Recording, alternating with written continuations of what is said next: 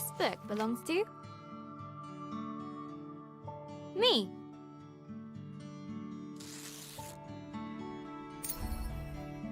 Hello, journal. Is it okay if I call you that? It's a bit formal, I know, but we've only just met. Let me introduce myself.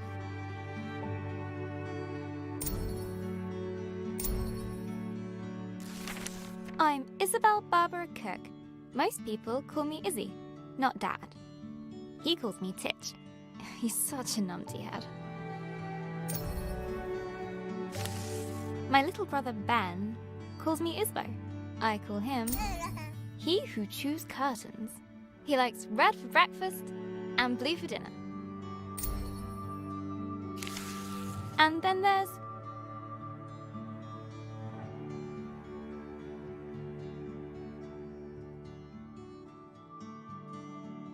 Mom, my top tea drinking buddy.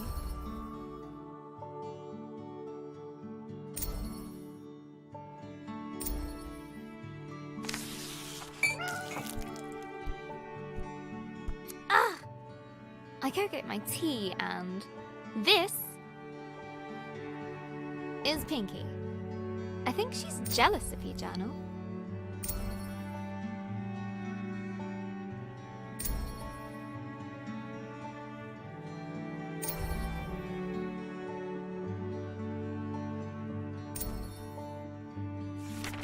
Today's my birthday. Dad made his best cake. Mum and Gran started the singing.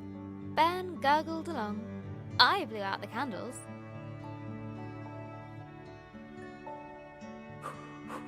And made a wish.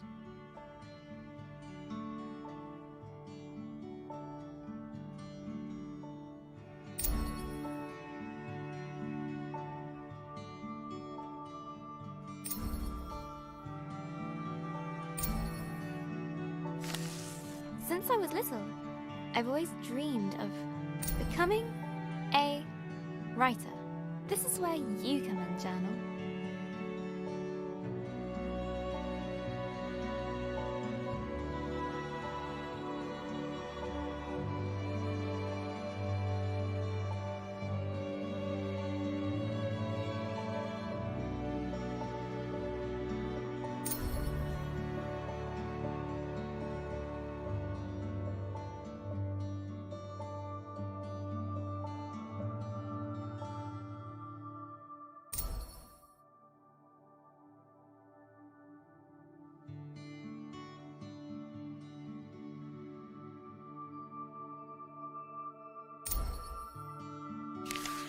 Gran always says,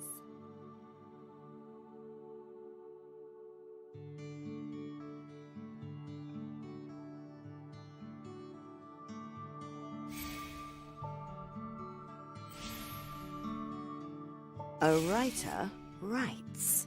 No one ever got anything just by wanting it. I guess that birthday wish was a waste then.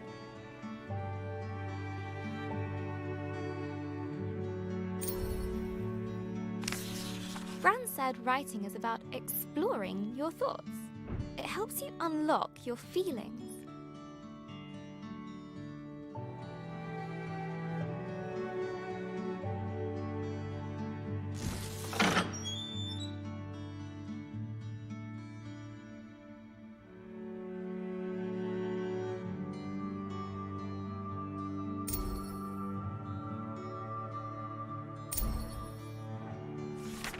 I'd like to write something that will make Gran smile. She always talks about little acorns growing into big trees. Is that to make me feel better about my height?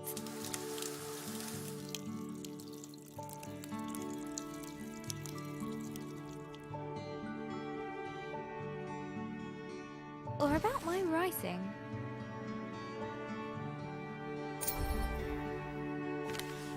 I want to write a story. But what kind? A romance? Science fiction? A comedy? A drama?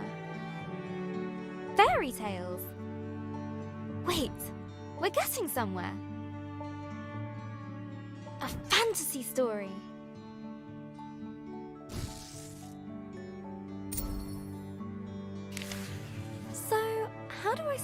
my fantasy story. Once upon a time... Ugh, no one said this would be easy. Again. From the top. Not so far away, in the land of... Estoria. A place of peace and magic.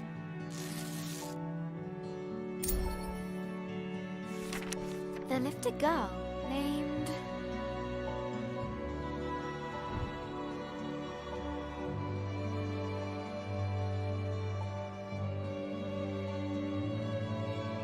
Grace. Everyone knew her by the bright color.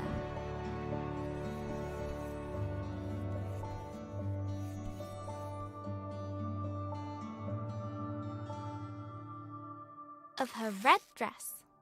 She was ready to begin her adventure. In fact, she'd been preparing for it her whole life, for she was the only apprentice of the village guardian, Elder Ava.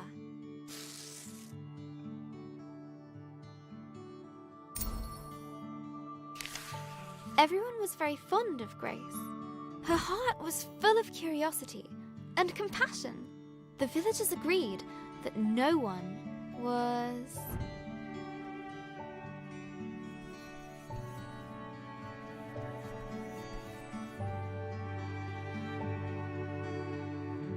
as smart as her.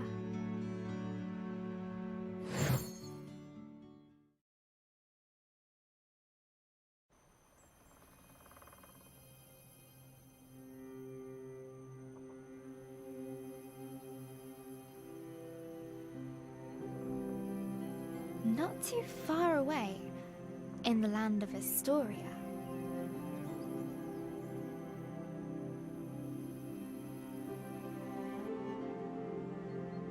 there lived a young girl named Grace.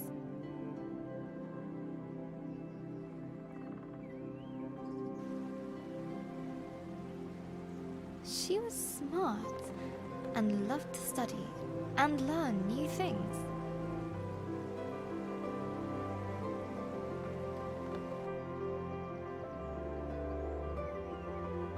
Suddenly, a faint speck of light floated down and began to buzz around Grace.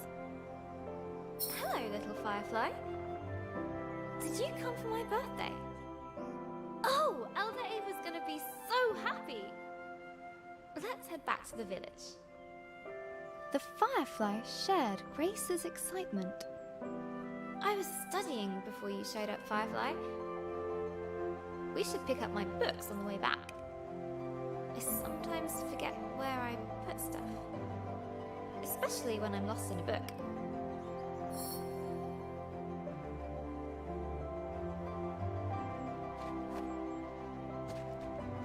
This book was about a pirate queen. Such an exciting life. This one's about ancient lands. Maybe we'll go there, Firefly.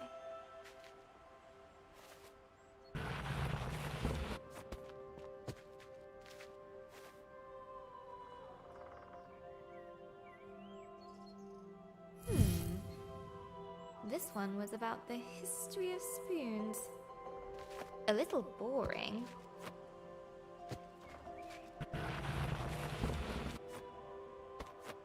This last one is my favorite. So glad I didn't lose it.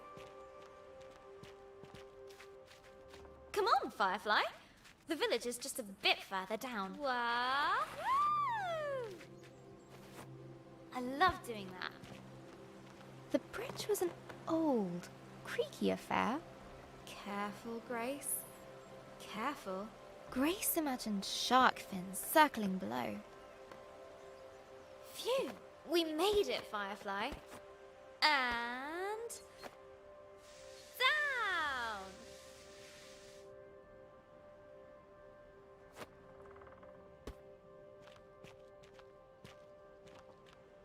Grace knew many secret paths back to the village. Like this one. She loved feeling the roots around her, as if the tree was giving her a gentle hug. Nearly there, Firefly.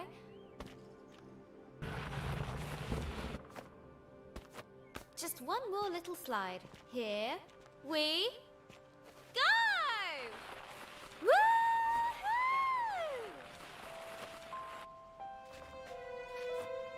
The old cargo lift, barely used.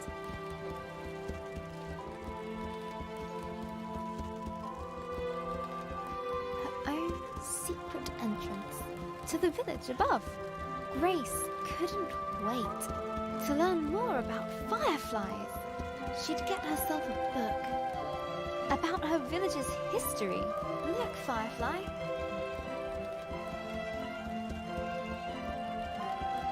Home.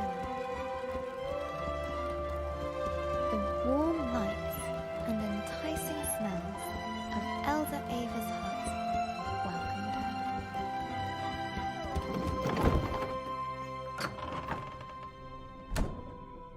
Elder Ava! Happy birthday, Grace. I've made a new friend. One of our sacred fireflies. This is a very special thing indeed. Does this mean... Yes, it is time. Would you fetch me that box, please? Ava was sure that Grace would rise to the occasion.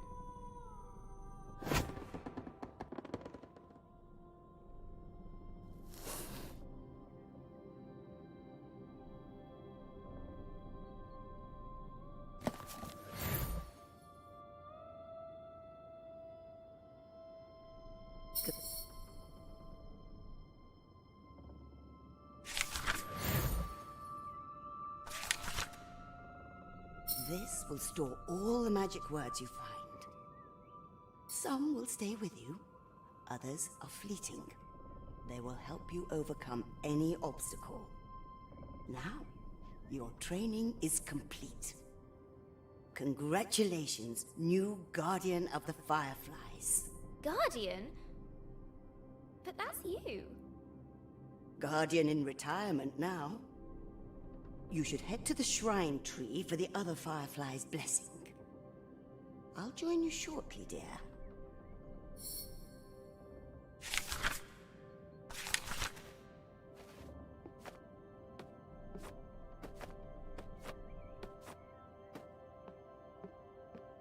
Oh, before I forget, a little something of mine to mark the occasion.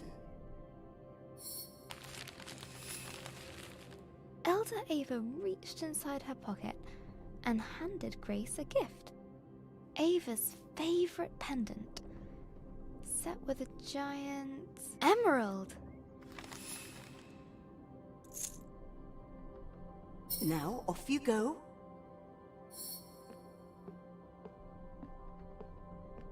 I'm so proud of you, Grace.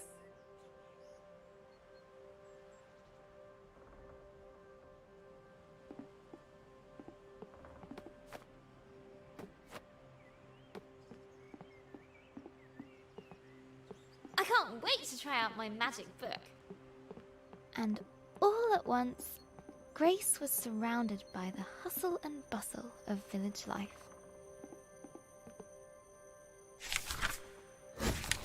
Oh, how'd you do that? Wait a minute. She's got the power. She must have the book. Grace must be the new Firefly Guardian. That was amazing. The best thing I've seen all morning.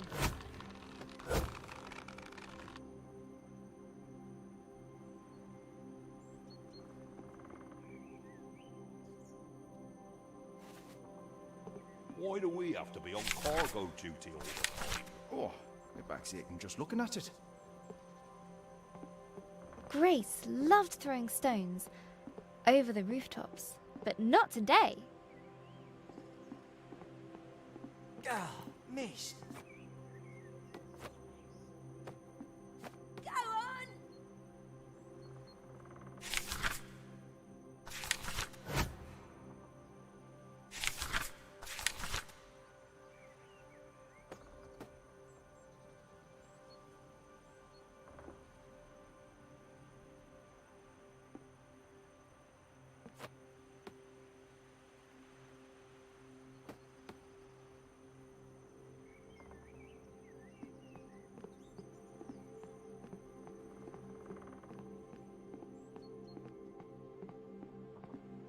Look, Grace has the book. Today, the Firefly Shrine was waiting.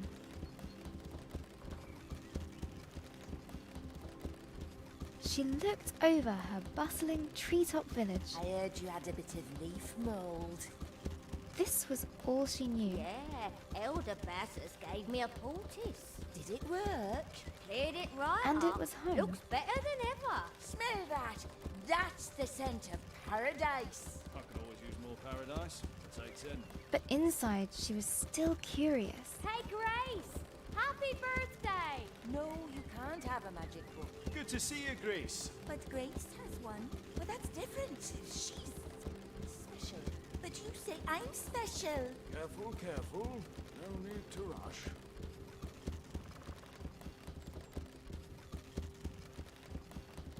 About the world that lay beyond.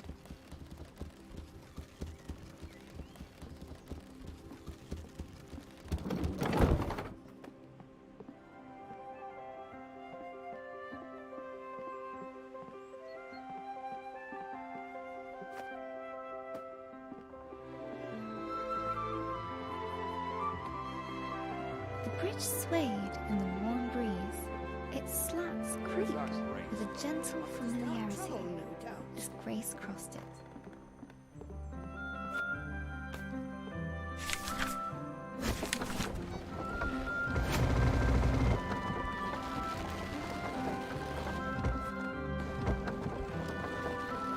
Haven't seen that book for a while, Grace. You off to see the fireflies? Let me get the game.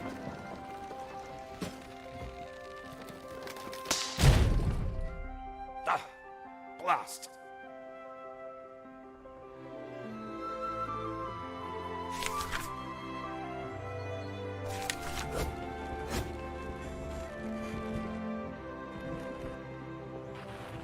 Grace couldn't wait to see the fireflies. Soon they'd bless her as new village guardian. What's being guardian going to be like, Firefly? I hope it's adventurous.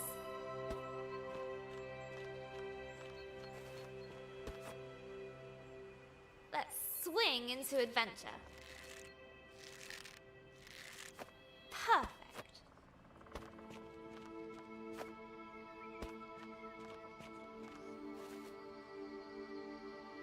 Grace crawled through the dank, dark tunnel.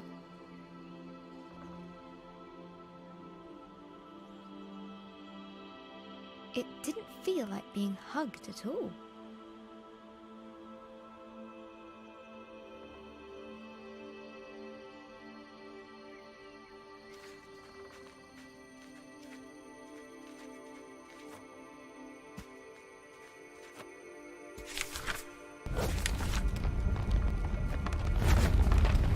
The rocky cliff face posed no challenge to her now.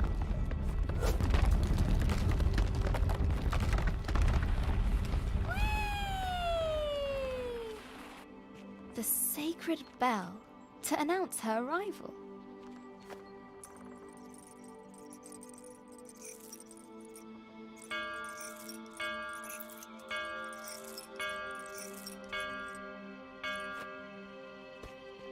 At last, the tree was in sight, home to the fireflies, whose ancient energy kept the village safe from harm.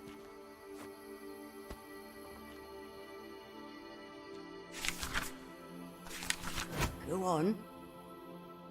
Show them what you can do. That's it. They're accepting their new guardian. At last, I can get a lion. Glowing light surrounded her, a timeless energy that birthed stars and forged suns. Now she was part of it, forever. And so Grace became the new Firefly Guardian. But her biggest adventure was yet to come.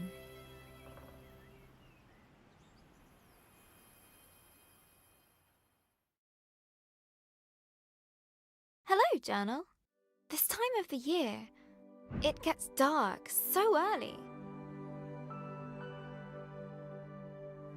Like the day is just an accident, and the night is how the world really works. Stars and fireflies glowing in the dark.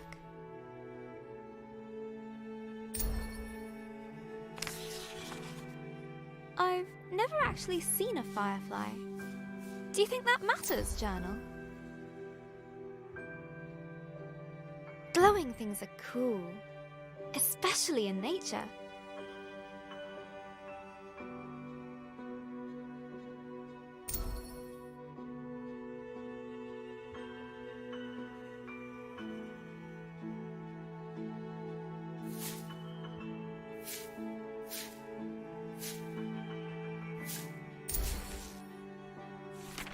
On holiday in Wales, Gran and I would go to the beach and look up at the stars. But one night, we looked down instead. The stars were shining in the water. It was like the sky, but flipped upside down. We took off our shoes and socks and waded into the water. As we walked over the pebbles,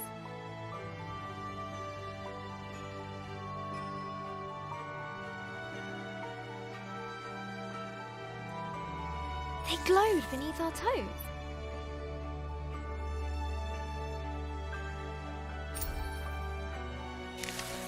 Gran said it was called bioluminescence.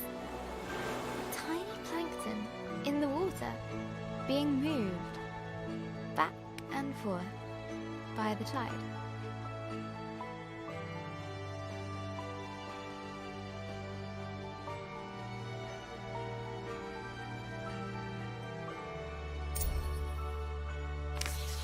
I knew it was just little creatures, but it felt like magic.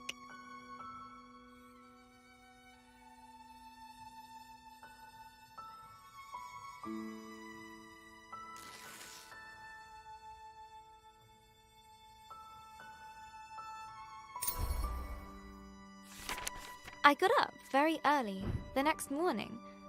I sneaked into the kitchen, got a jam jar, and went down to the shore, to where I'd seen the plankton.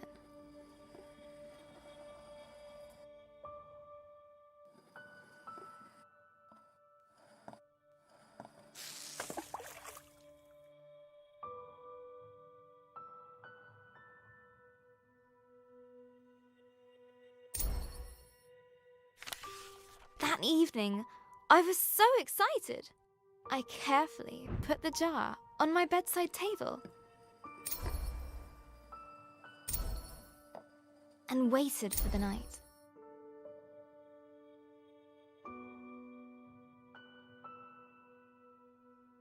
But it didn't glow. I was devastated.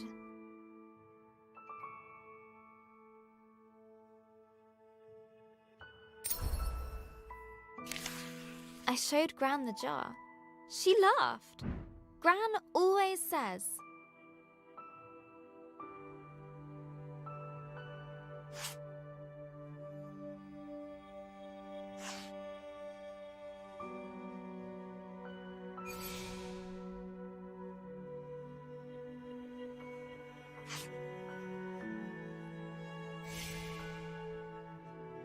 You can't put a cork in nature.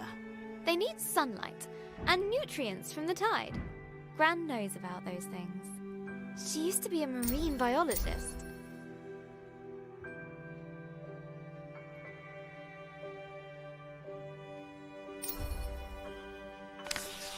Gran bought some special algae that would grow at home. We spent the whole day planning it.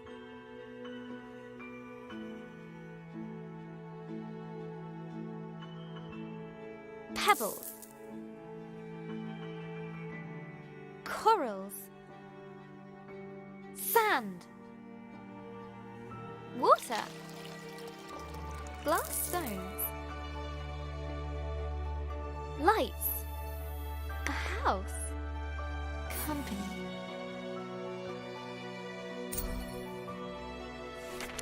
We took pictures for Gran's photo album, for our future selves to remember.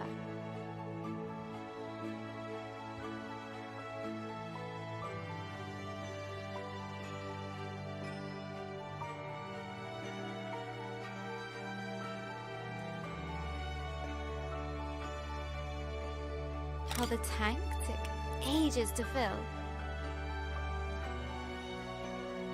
How we took turns stirring the algae in.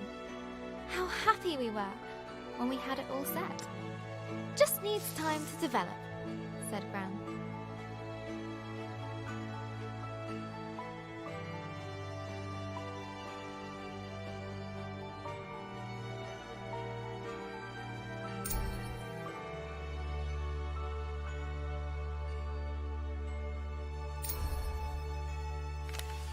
After 6 days, the algae was ready. I put the tank on my desk and ran my finger through the water. My own bit of magic.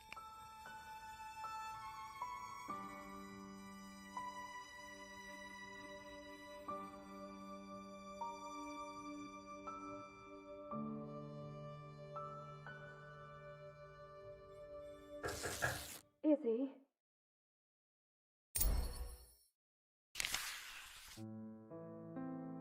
That was Mum. She just got a call. She has to leave now. It sounded really bad. I have a weird feeling in my stomach.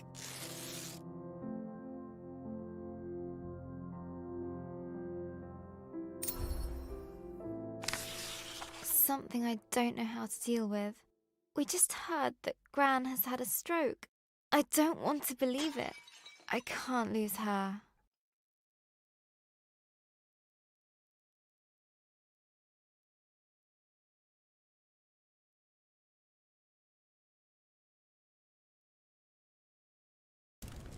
Grace woke from a hazy, distant dream. Something unnatural had stirred her from slumber.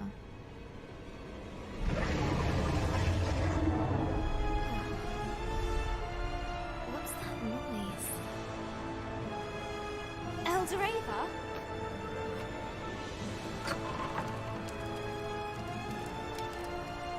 Grace! A giant creature is attacking our village. Attacking? I thought the fireflies protected us. There must be something wrong. Get to the tree at once. Hurry! What creature could have caused this? And suddenly, Grace was surrounded by smoke and cinders. As she hurried past the crackling rooftops, her concern grew. Hey, Grace, you gotta hide. You can hide with us. No, there's no space. Broken. Okay. Find your own hiding spot then. The lift. She looked at her burning treetop village. This was all she knew. This was home.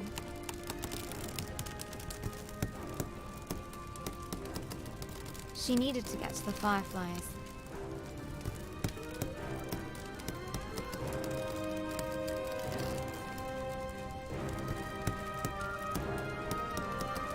She needed to keep everyone safe.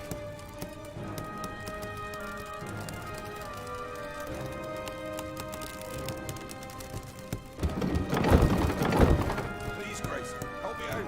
I'm trapped under this thing. Oh, thank you, thank you. Never thought I'd be so glad to see my feet again. No, no, no. I need to get to the firefly tree. The bridge was beyond repair. Okay. One step at a time.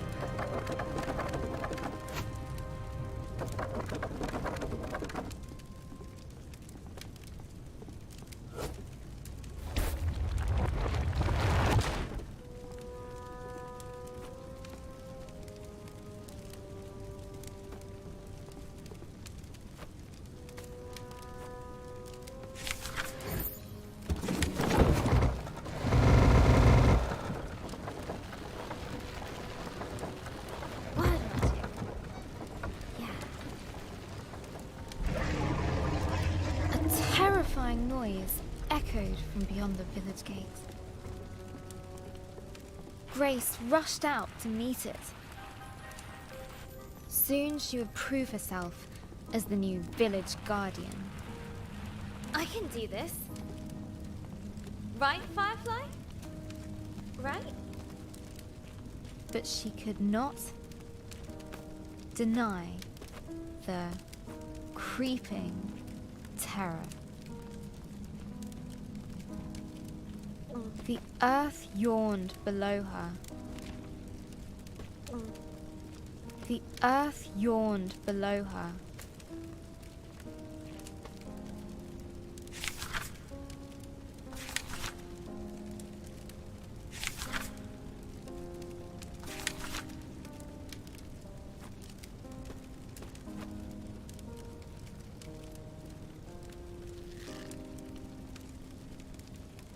Phew. Made it. That was scary.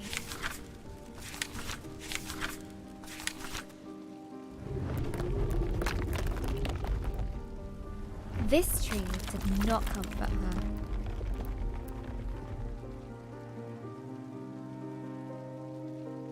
It was as scared as she was.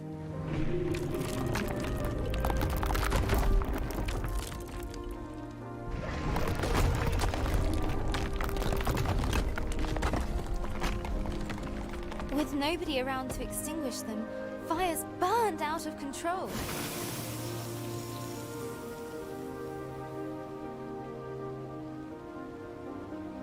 Some words will stay with you, others are fleeting. A strange blaze crackled ahead. Is that fire? I've never seen a flame like that before.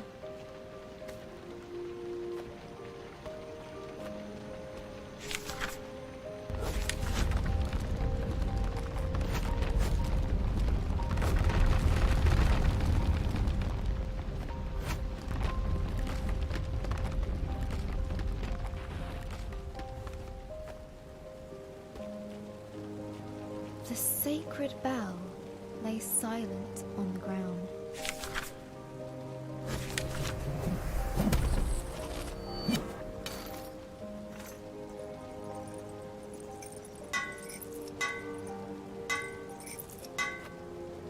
Nearly there. Oh no. No, no, no. Where are the other fireflies?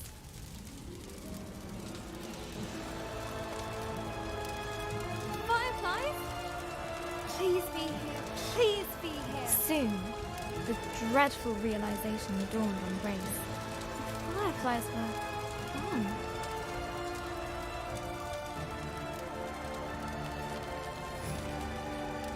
A new determination rose in her. She would find.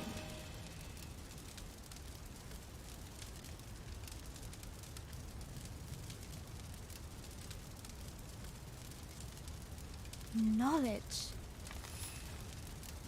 Eldoreva! Something took the fireflies. I know. Our people will fall sick without them. There has to be a reason why this happened. I'll find out.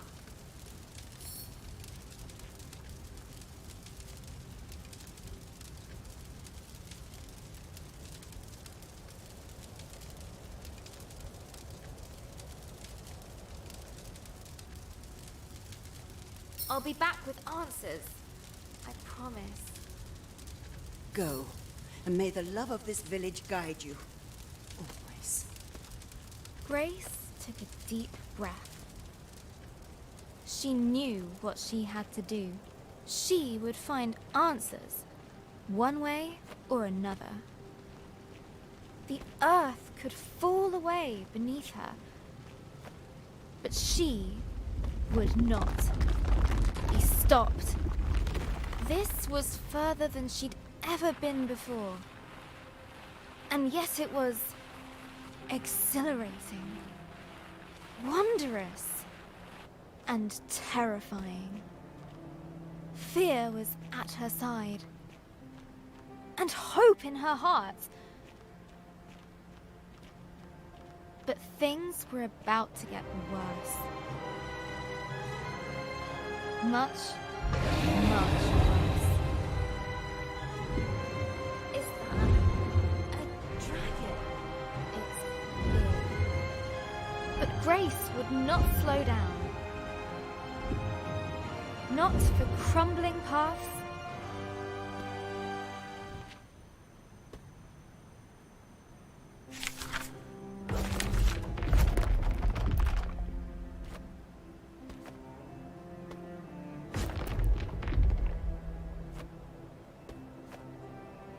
Not for giant monsters.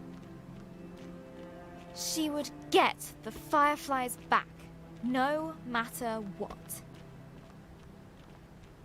She would catch the dragon.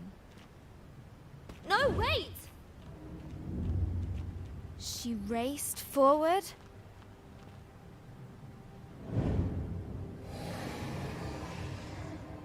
And leapt.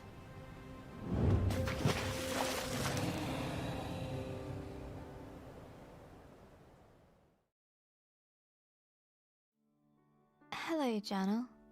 We went to see Gran today, in the hospital. It looked like a big grey fortress.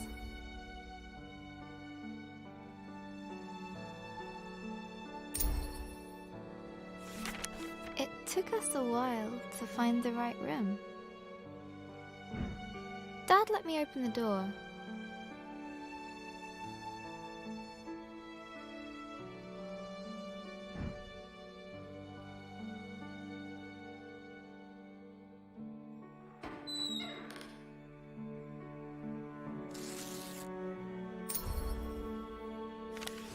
Gran has a big, cozy bed at home. Nothing like the hospital one she was in.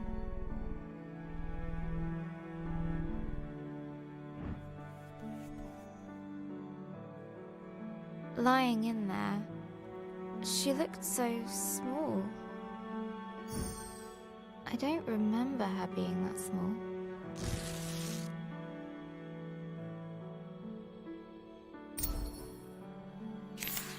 Gran's eyes were open, but she struggled to.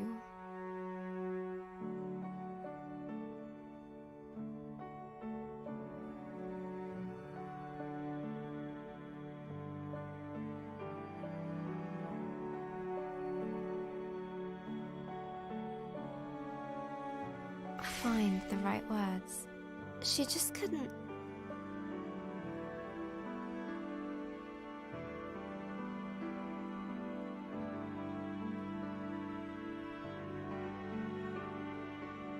Speak properly.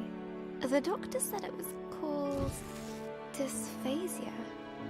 It was caused by the stroke. She's usually so talkative, but now she kept stopping mid-sentence, as if all the words she could find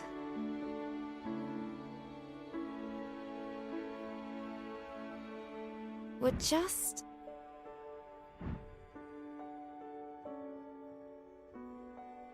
out of reach.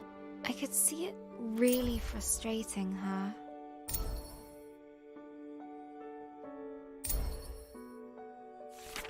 And then Gran started coughing. They put an oxygen mask on her.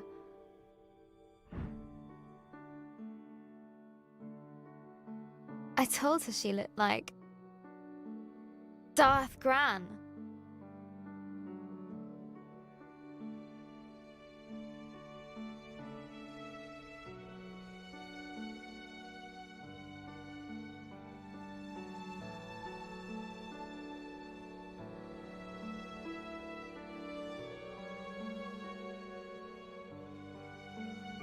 She smiled at that.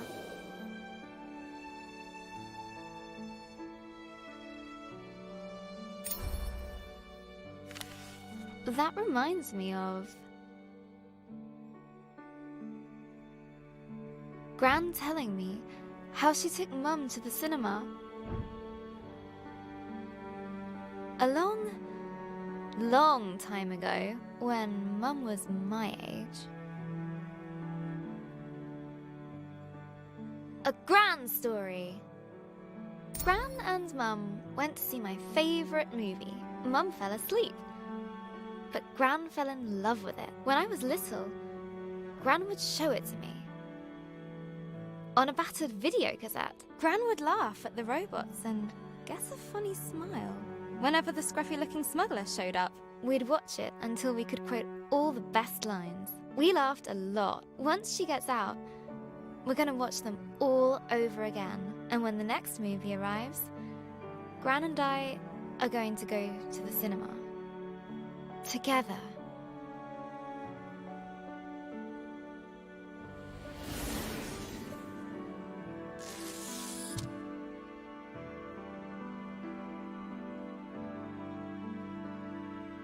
And soon, Gran and I will be playing games again.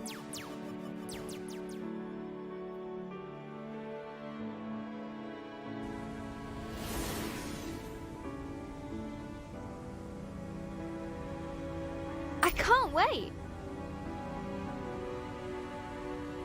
This time, I'll beat all her high scores. For sure.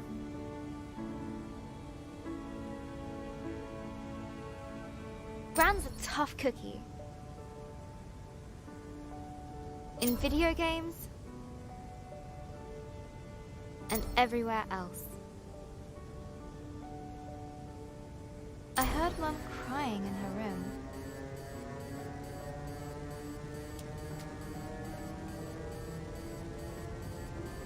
I've never seen her cry before.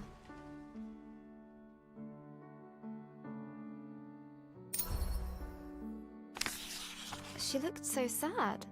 I didn't know what to do.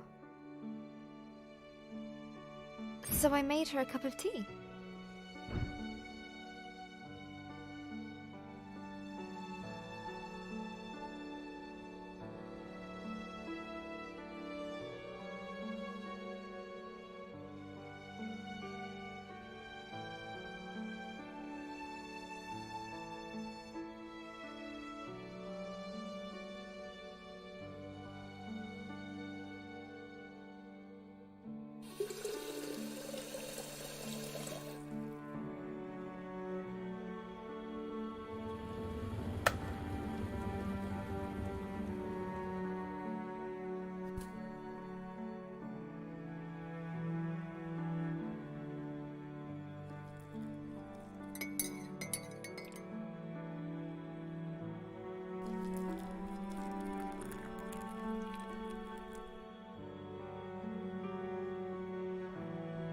Just like Gran's, she said.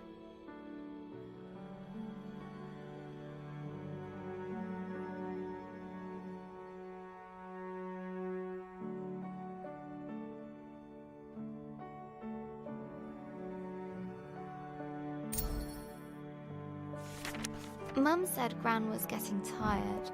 I said she's getting better.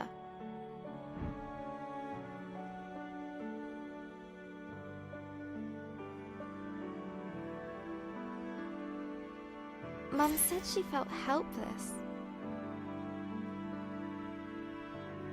I said she was just sleepy.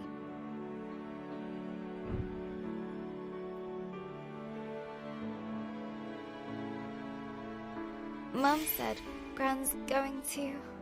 I said she's going to be fine. Everything is going to be fine. All you need is a leap of faith. Will Gran still be Gran after this? Of course. She'll be fine. Fine. Gran is going to get better, right? I made her smile. That should help. Got to keep positive. Mum needs me to. I'll show Gran my story. Mum as well. They'll enjoy reading it. I hope it helps. what else can I do? I just need to finish my story. So, where were we? After the dragon attacked the village, Grace set out in search of answers, leaving Elder Ava and her village behind. Her journey took her to a vast desert with a guardian.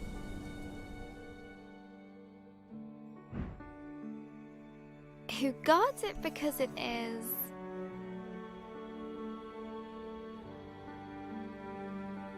sacred.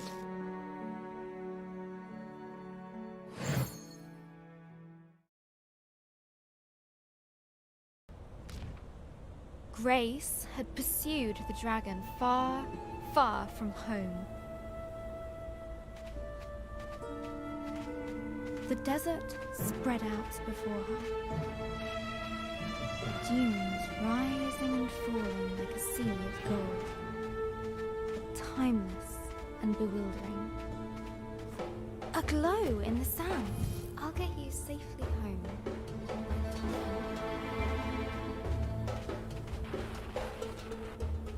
Another firefly escaped from the dragon's grasp.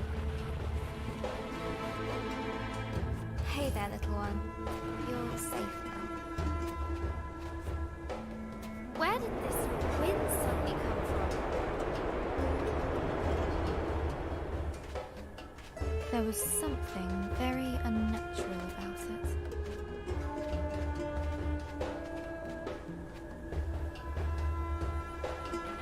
Woohoo!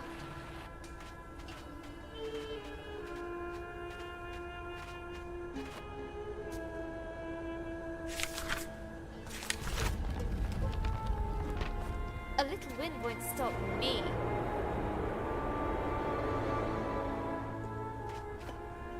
Can't close mouth. Hold on, fireflies. Hold on.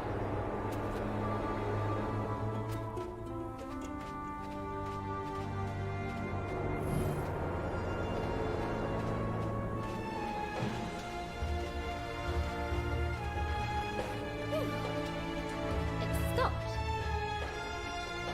Someone's down there.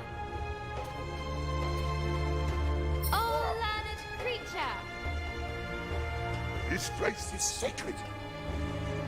Sacred. You don't look sacred at all. Lips scarlet. So am I. Do you know something about a dragon? Go away. Now you all and stand out.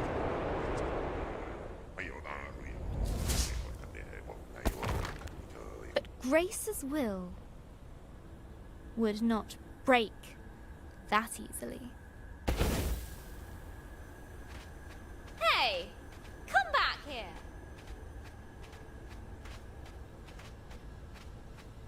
I really need your help. I said go.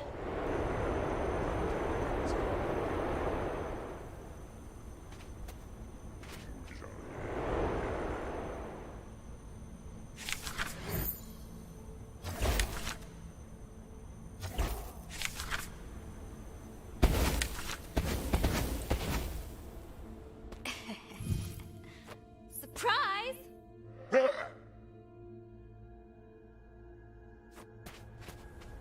Really? Who does that big bag of wind think he is? Look, whoever you are, Go away. I can't. I have to find the... Go away.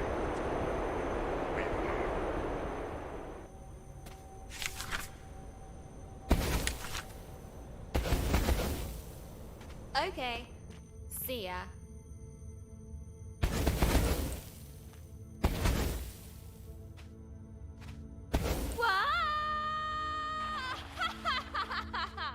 That sorted Mr. Grumpy Pants out. The yawning cave burrowed deep into the earth.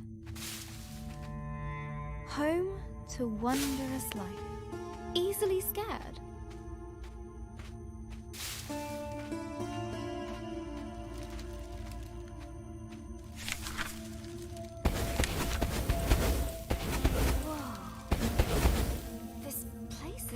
huge.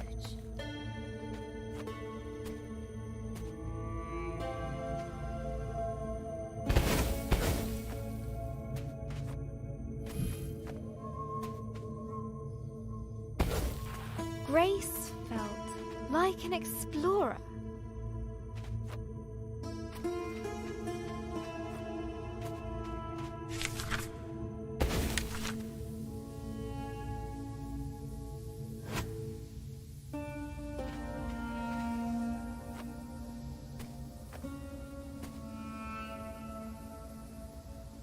Uncovering the unknown. Far below the rolling dunes.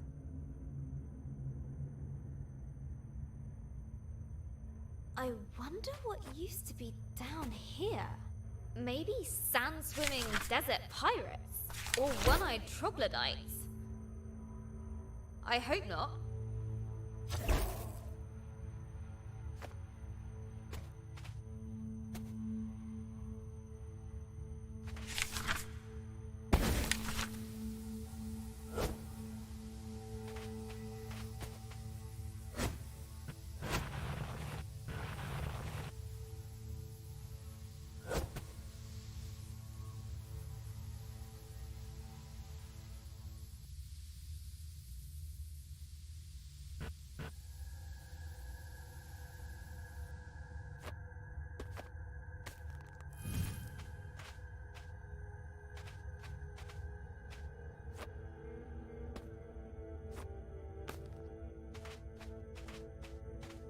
Interesting.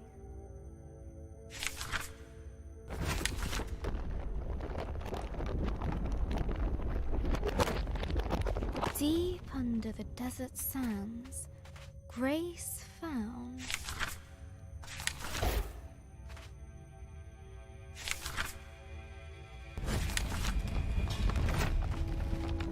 a long forgotten chamber. The plant recoiled at the sound of her footsteps.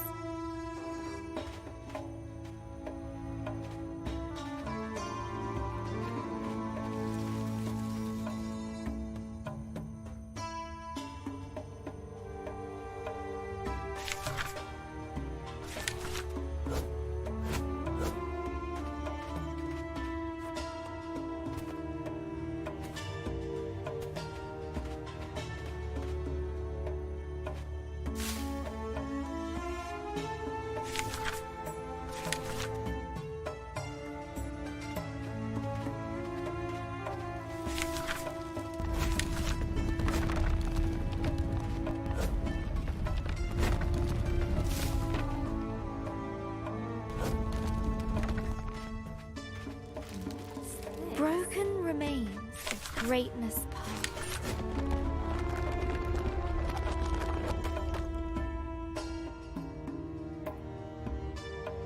The silence of the ages filled the air.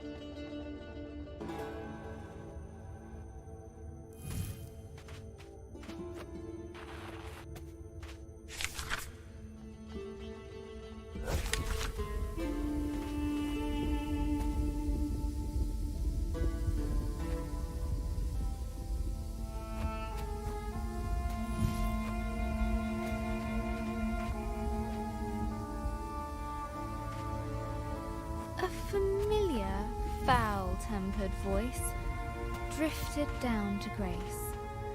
It didn't listen. I need to find it. Sacred, I said. No one listens to me anymore. You. You shall go no further.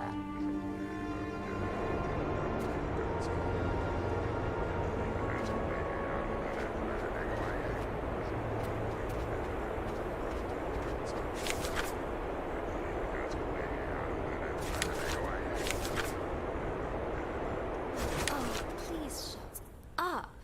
Ha! Word magic. Grace had disarmed the djinn. His fury was great. Fortunately, his voice was very, very small.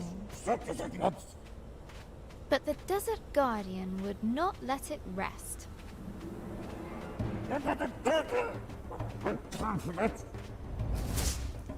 Hey! Stop it!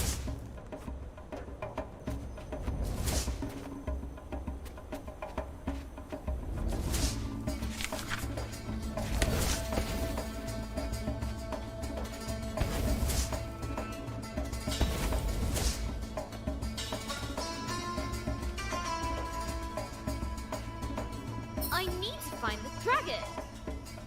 Don't you get that? I really don't have time for this.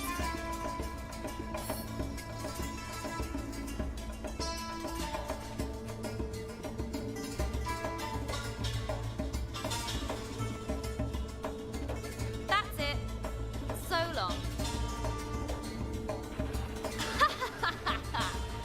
Woo-hoo!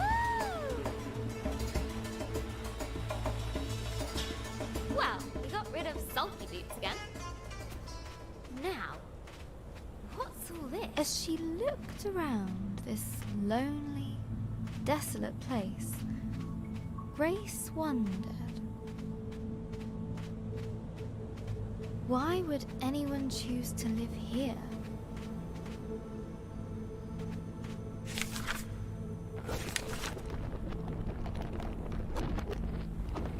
There had been people here, once upon a time. What happened to them? Who were they?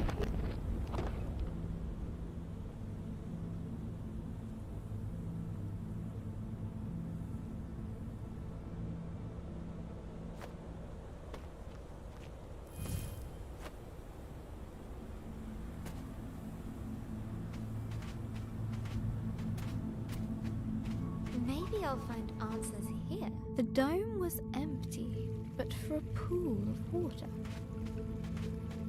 An inviting place to rest. Grace's thoughts drifted to the people that once had lived here. She was sure they must have been philosophers.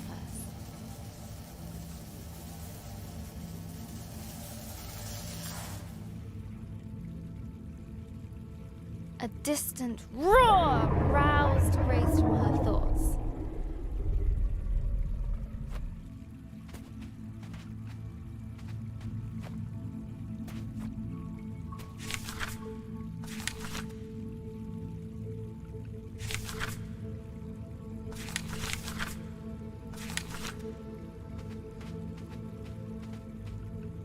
I'll catch you yet, dragon.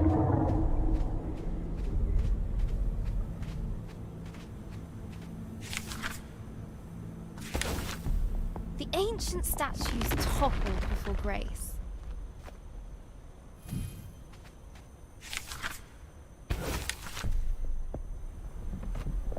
Wise philosophers.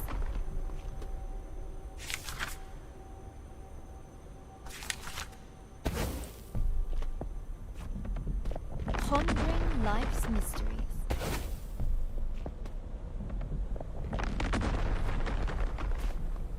Fall before me.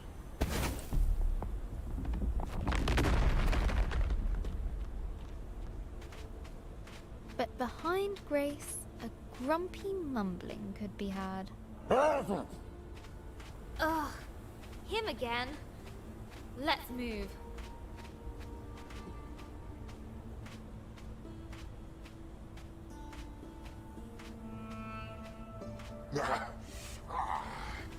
That's better. I do the magic around here. You go away. The Desert Guardian was frantically looking for Grace. Stop hiding from me. He would surely find her eventually.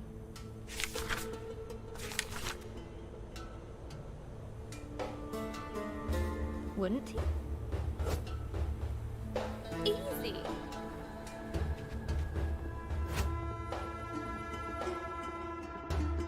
Despite the darkness, Grace's hope guided her.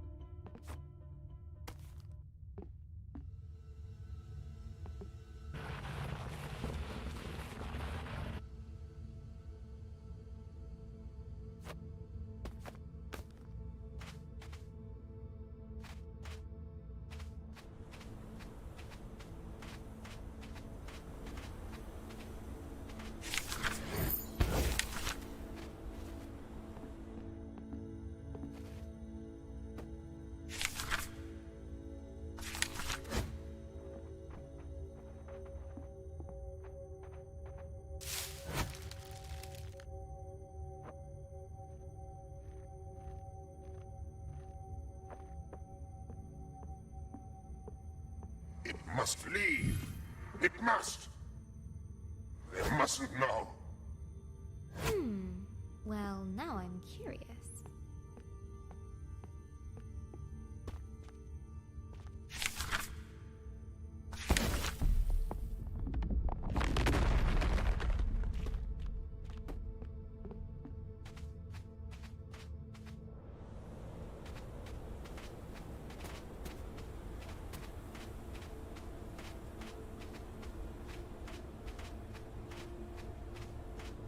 What is it with this guy?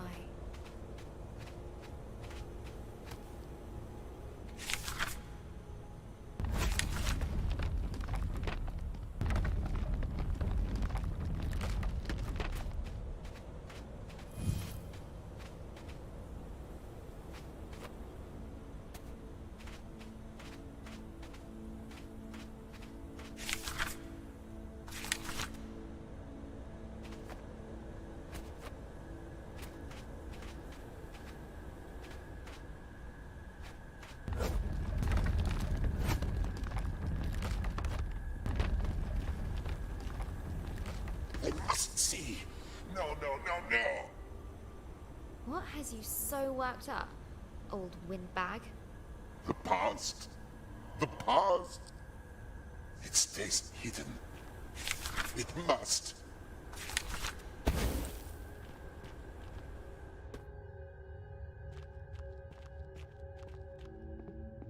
Oh, the old days.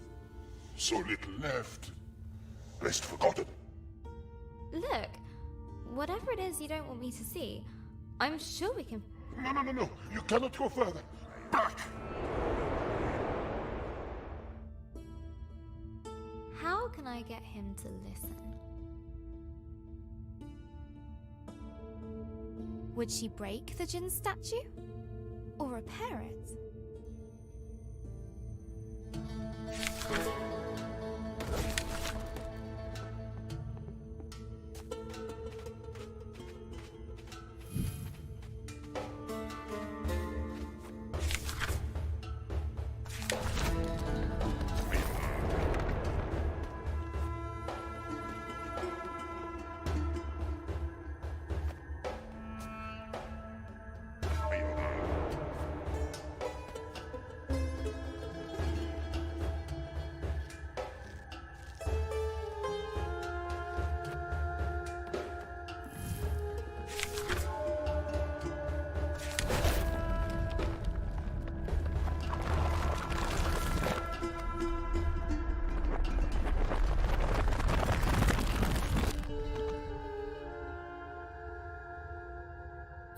Human creature. You rebuilt my statue. Why? You aren't listening, but you look calmer now. I do not understand. Why show pity to me? I did nothing to aid you. Everyone deserves a second chance. Or a 10th. What's happened here? What did you do? I failed. More than 10 times. Let me show you.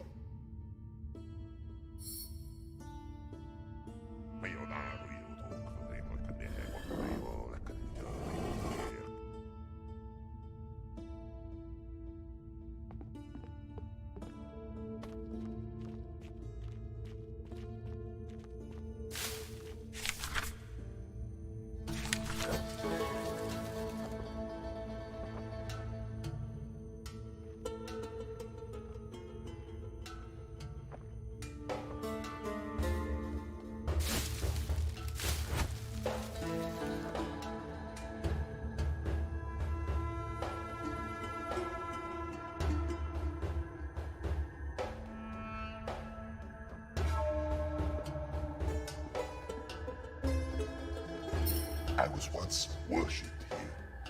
It was wonderful. But I grew complacent, arrogant. They warned me that great dangers were coming. And what did you do? Nothing. I believed that there was no danger I could not thwart. I was wrong. They paid the price. My being here must have brought back painful memories. That is as it should be. To feel something, even pain, after all this time. For that, I thank you. I don't need your thanks, but I do need to know if you've seen a dragon around here. It has come and gone. But there is something you should know about that beast. What was that?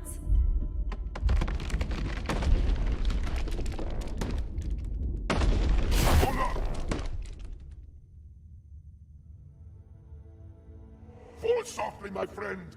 Knowledge will be yours in time. Use it more wisely than I did.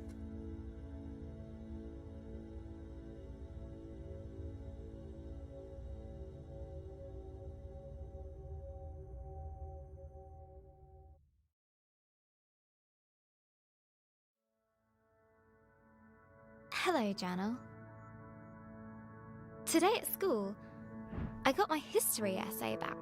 I wrote about Vikings. I love Vikings. Mr. Collins didn't like it. I won't be showing this to Mum.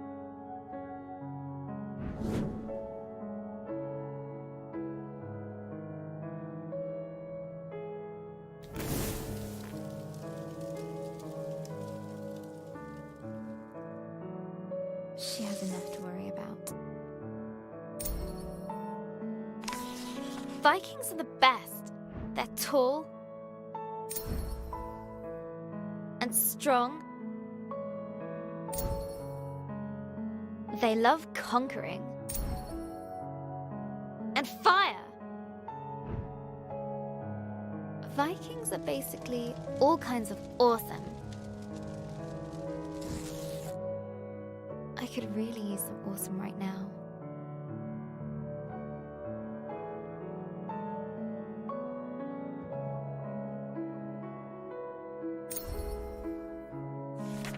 I got her old photo album out. I wanted to see Gran like I remember her, when she was awesome.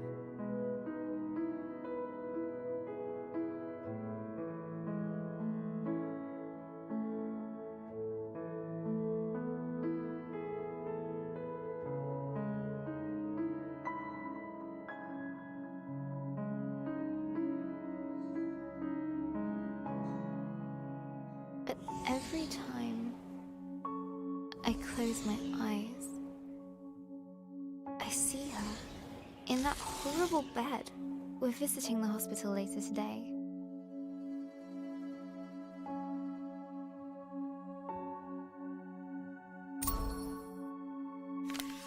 When we arrived, Gran was asleep. Her skin looked so thin, almost see-through, like tissue paper. She was Gran-shaped, but empty. I mean, that's silly, right, Journal? It's just Gran. But somehow it isn't. It's not her!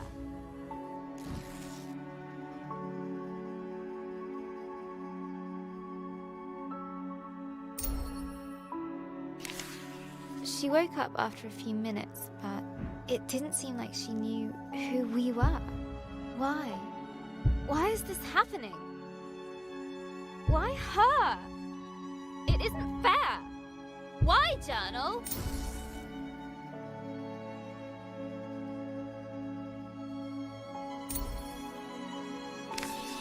Gran still can't speak properly.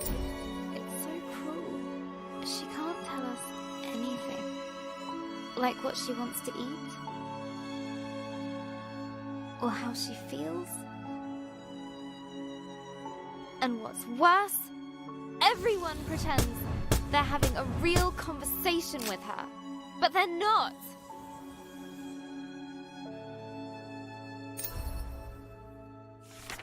You're doing fine, Barbara, the doctor said to her. You just need some time. Hospitals should make you better. She's so ill now.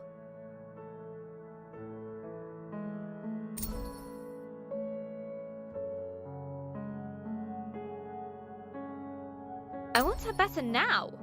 Just wait. Time is a healer. I thought that was his job. I wish I could help her. It makes me so mad. Nurse said it was dinner.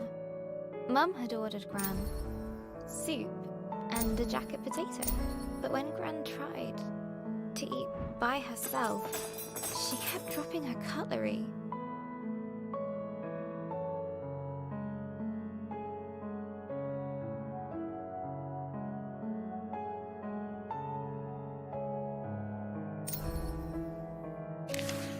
Then I noticed Mum had ordered her mushroom soup. Mushroom! Gran calls them nature's bogies.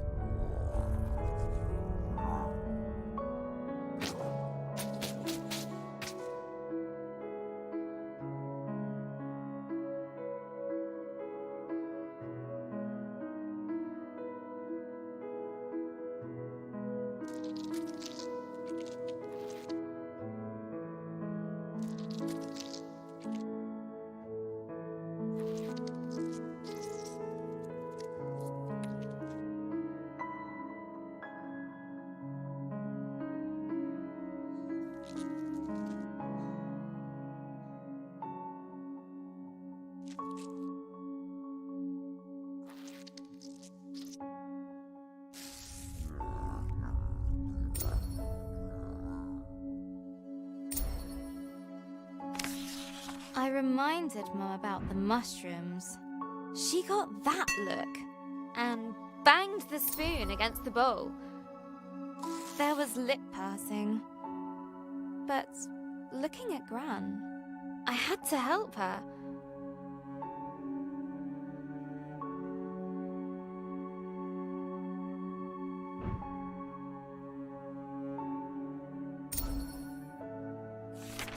I still had some loose change, so I ran down to the entrance hall where I'd seen a vending machine on the way in.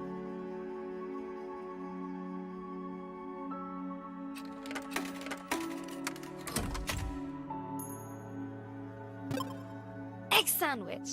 Hurrying back to 305, I couldn't help but grin. They didn't let me back in. Adult talk. Wait outside. That's what they said. So I waited on a bench until Mum came out the room. She said nothing. Just took me to the car. We didn't speak a single word. Not at the car park. Not during our drive home.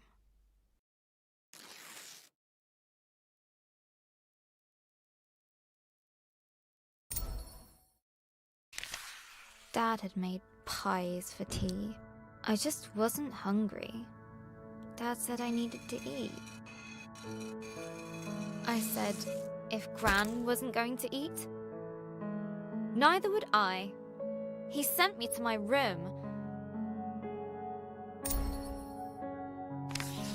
I slammed the door really loudly and flumped onto my bed. I still had the egg sandwich.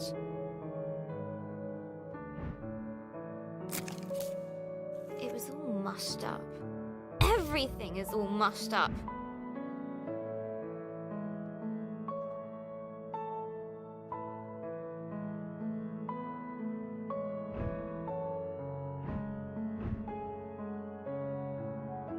Dad is mean. Mum doesn't care. And pie is stupid. Maybe I should just try to write my story.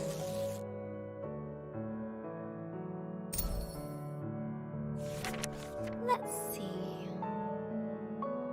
Last time, Grace was plunging down into the dark below. But the djinn spell slowed her fall. Down and down she went, tumbling, helpless. Then and there, Grace started to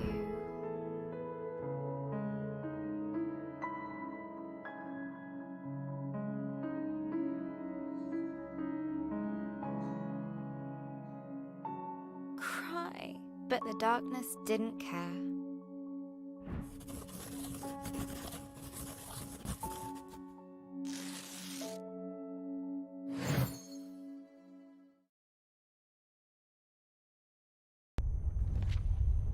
As Grace hurtled through the darkness, her helplessness no longer made her feel scared.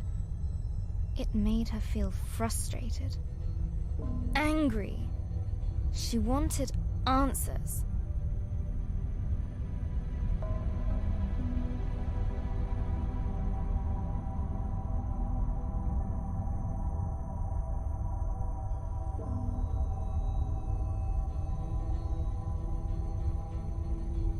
The djinn's magic gently released her into the unknown. Now where am I?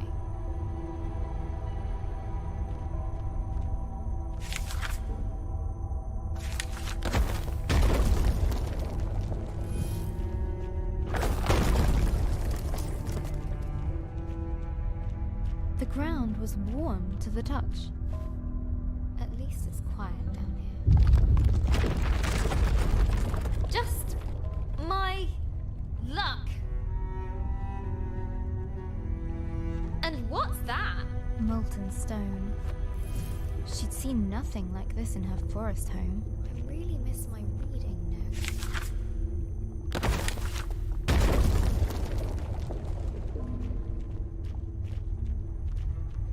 A stalactite hung above, looking decidedly precarious.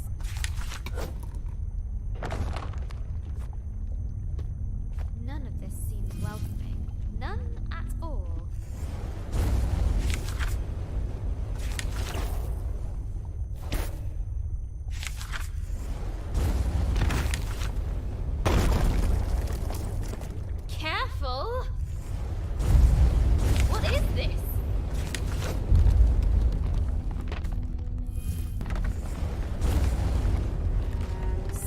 was unnerving about the pendulous nature of the ceiling.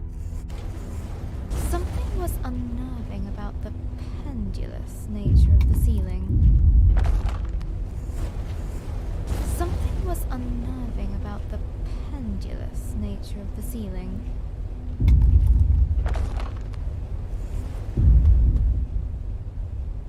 I knew it, I knew it, I knew it! That was rubbish! Something was unnerving about the pendulous nature of the ceiling. I knew it, I knew it, I knew it!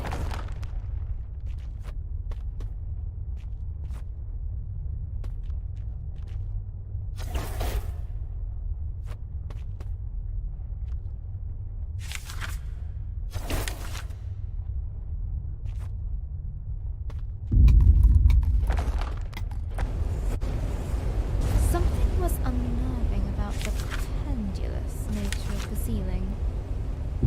I knew it, I knew it, I knew it!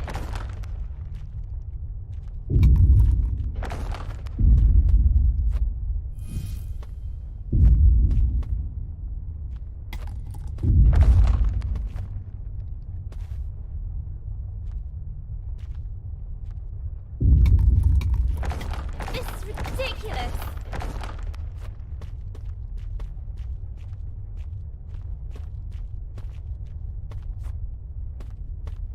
I need to find whatever is causing this and stop it, or I'll be smushed.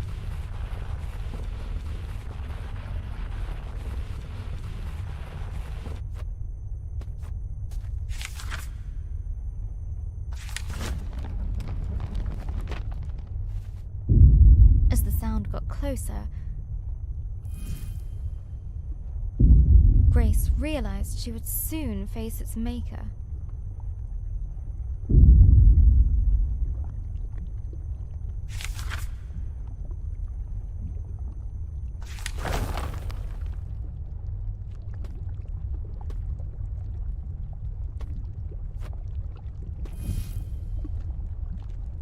Okay, here we go.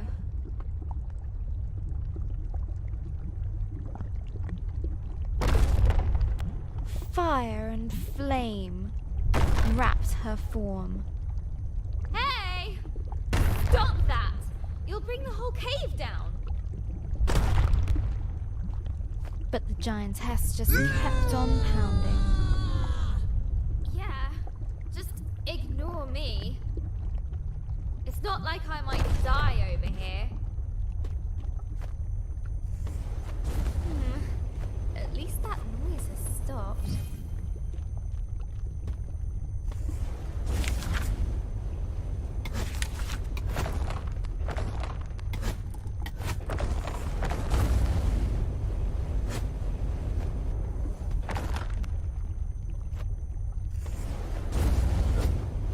The lava gently bubbled, as if to mock her lack of progress.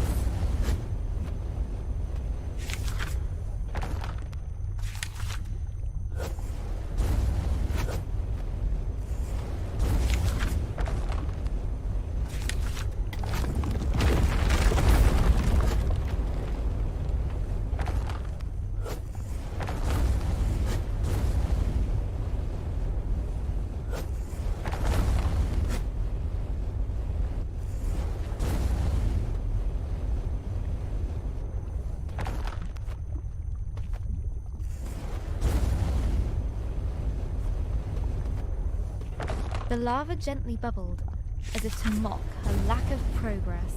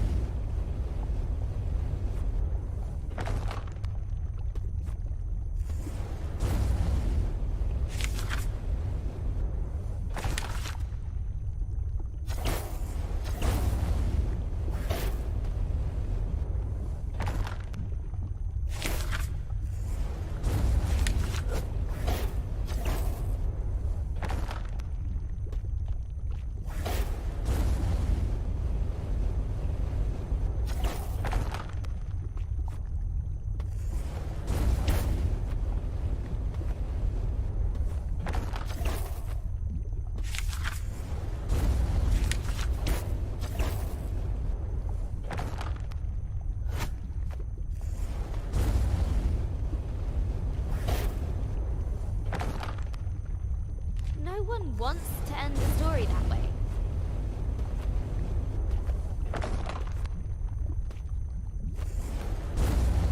The lava gently bubbled, as if to mock her lack of progress.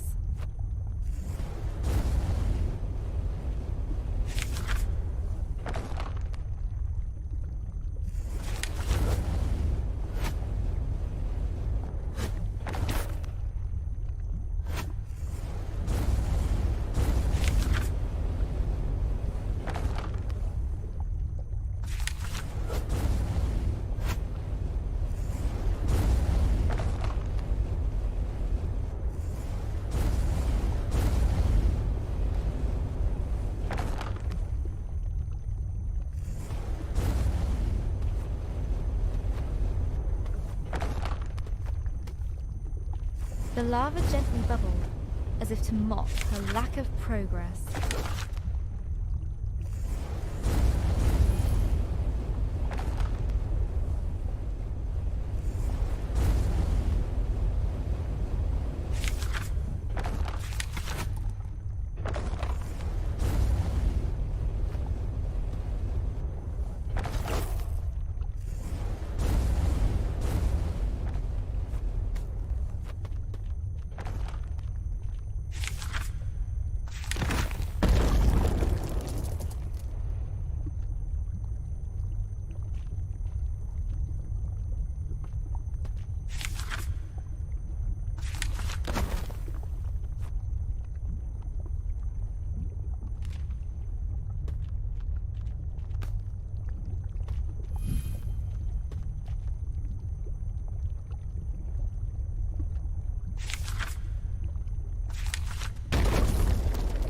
I needed that.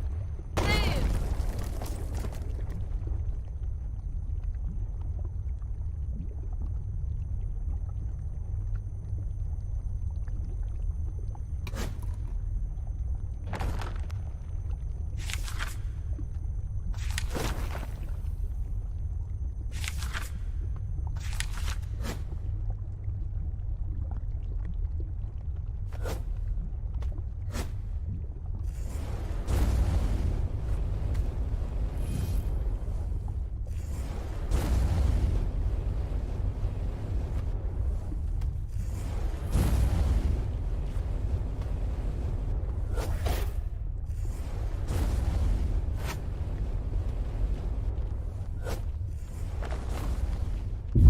No, not again.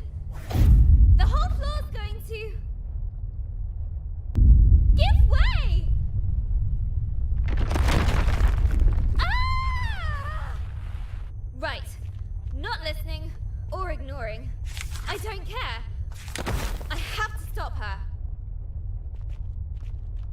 Inside Grace was a white, hot rage.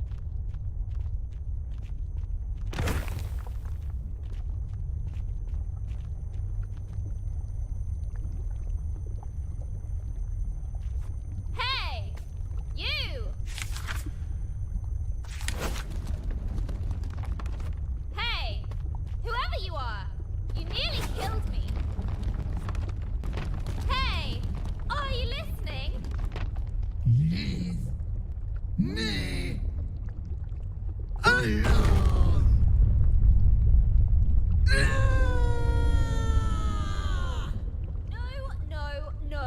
No! That's not fair! What is wrong with you?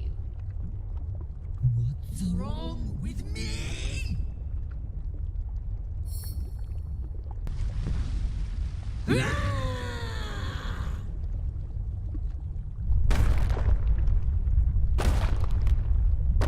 I might have overdone this.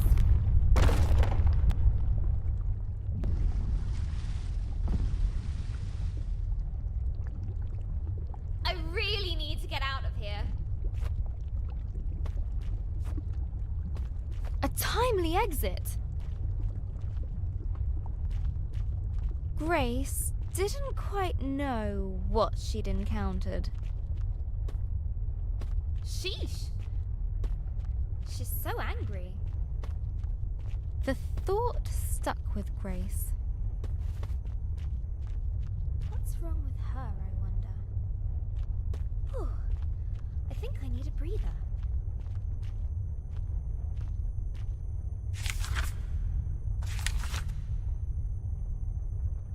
A place to rest. Grace was beginning to feel the burn of loneliness.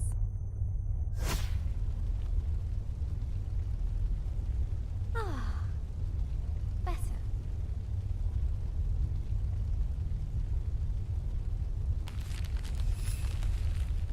Grace's thoughts drifted back to the burning giantess. Why would she be so full of rage? She must have felt alone. Imagine being stuck in a cave, all by yourself. I go bonkers too. Grace vowed to be more understanding.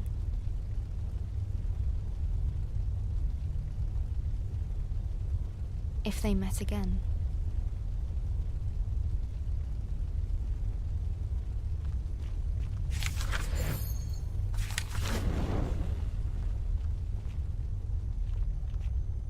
As the light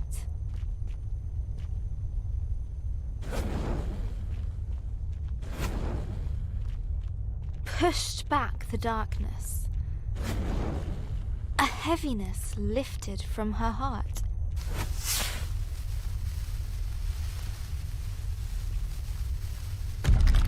That was strangely satisfying.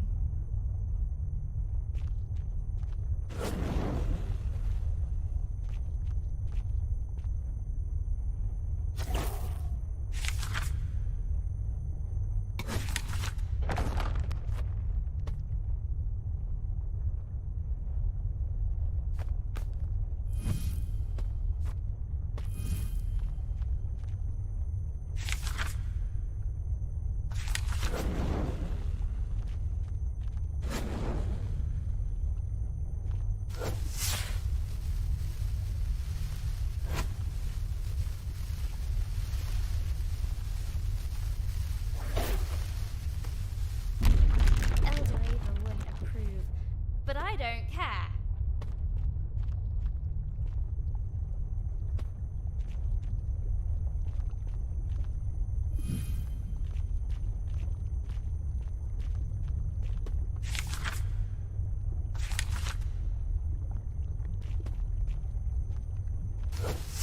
Yeah!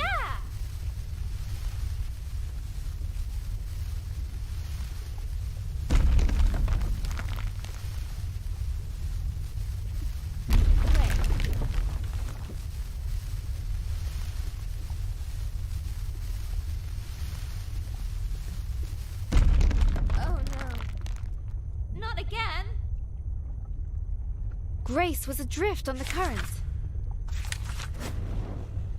Without control. Lost on the flow of lava.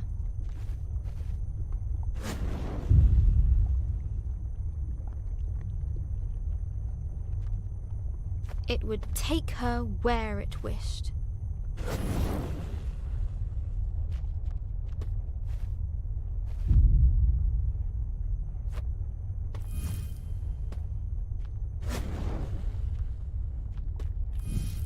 Speeding up.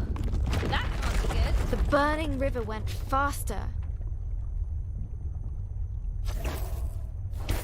And faster.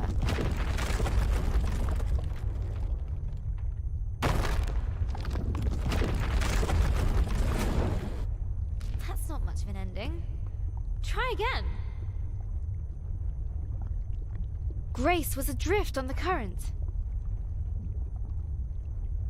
Without control. Lost on the flow of lava.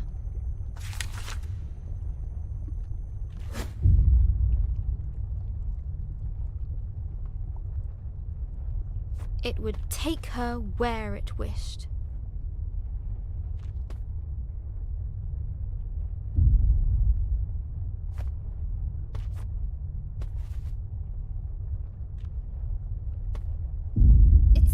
up.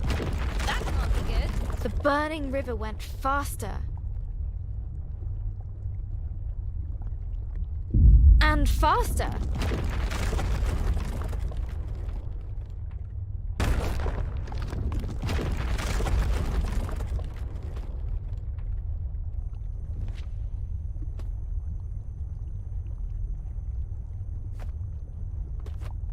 Grace was adrift on the current.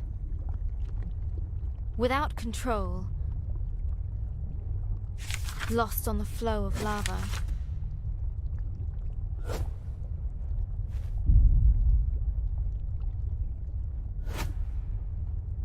It would take her where it wished.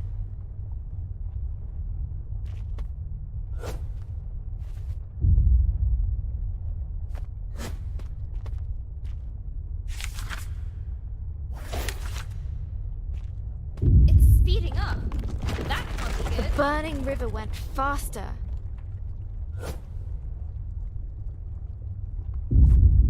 And faster.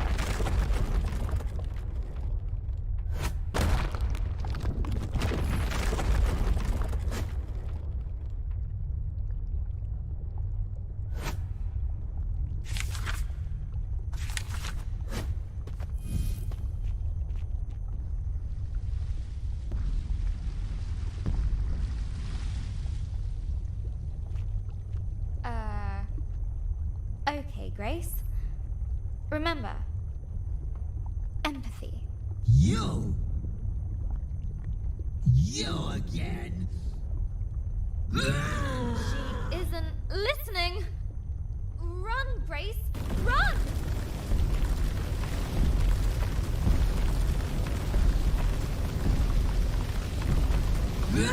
Thundering steps shook the earth.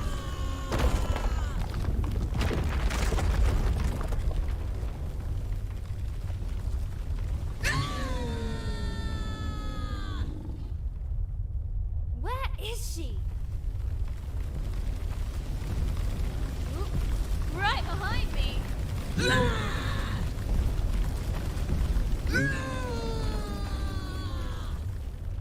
Debris was flying everywhere.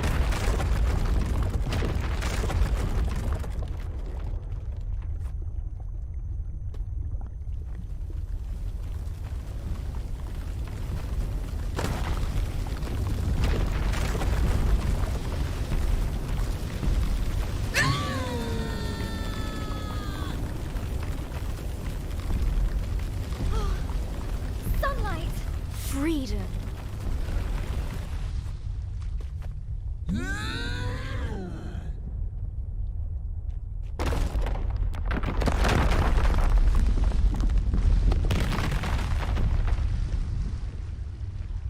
Now look what you've done. You look! We're trapped and it's all your fault. I hate this place and I hate you. I hate you! Her anger consumed itself. Huh? What happened to you? No. Don't feel so angry now. Angry. When I'm angry, I take a few deep breaths.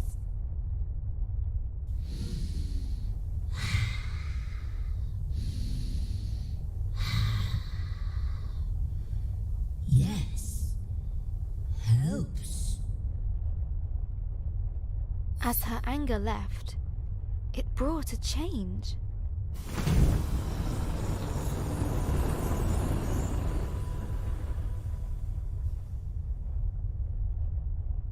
You did it again. Lump's anger gone.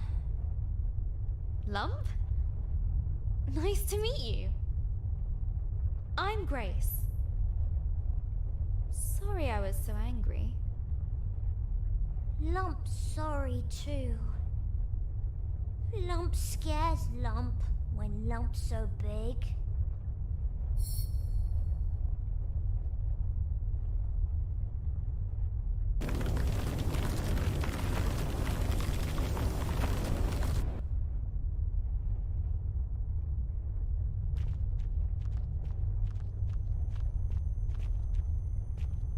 I'm looking for a dragon. Have you seen it? What? Dragon? I'll show you. But first, we need to get out of here. Just then, Grace noticed a boom shroom she hadn't seen before.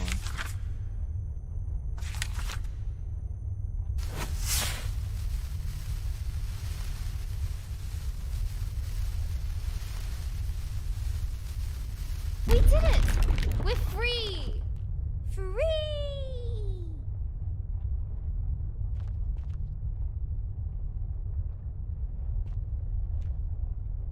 Lump! You coming? Lump likes Grace.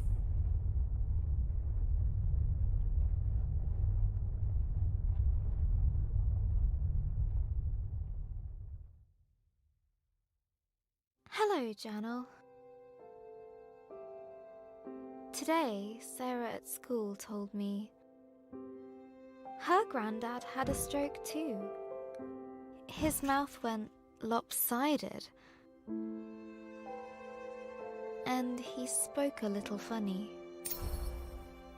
Now he mostly sits around, watching the telly.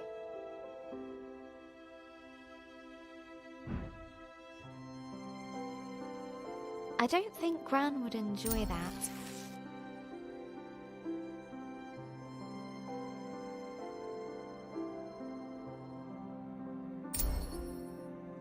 She'd feel like she was giving up. She'd want to keep moving, keep doing things. Gran always says,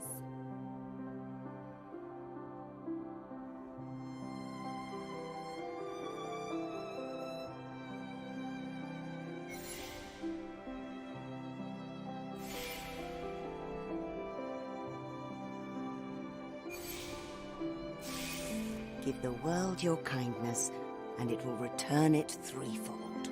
the more positive energy and kindness you give the world, the more you get back.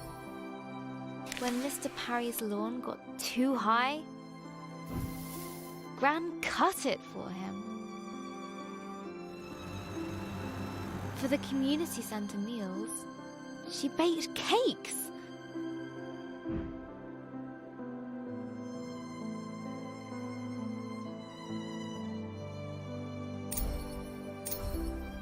She even does the unthinkable.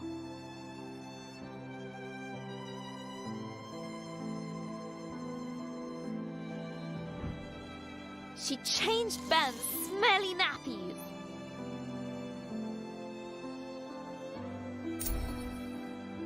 We could do with kindness right now. Someone better step up. Me! Starting with...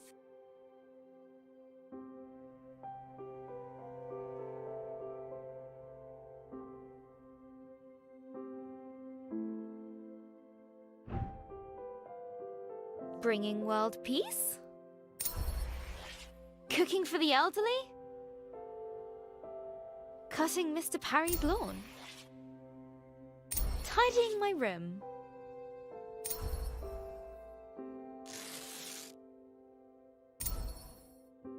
Bringing order to chaos? A mighty struggle needs a suitable tagline. It's tidying time.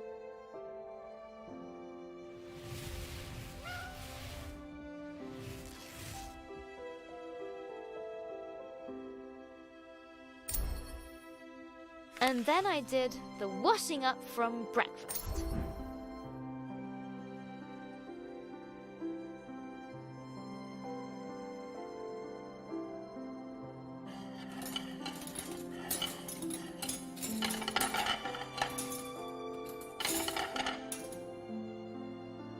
Dad said,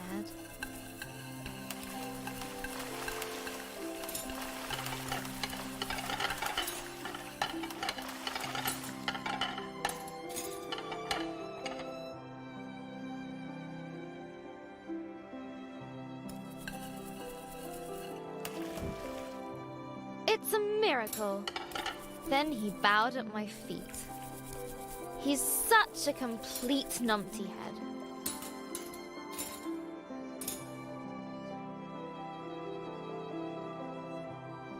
But it made Mum laugh. And when we got to the hospital later, Gran was sitting in a chair and looking out the window. She was smiling. So all the things I've been doing have been working. I just have to do more. There was kale for tea, which is a kind of vegetable torture, but I told myself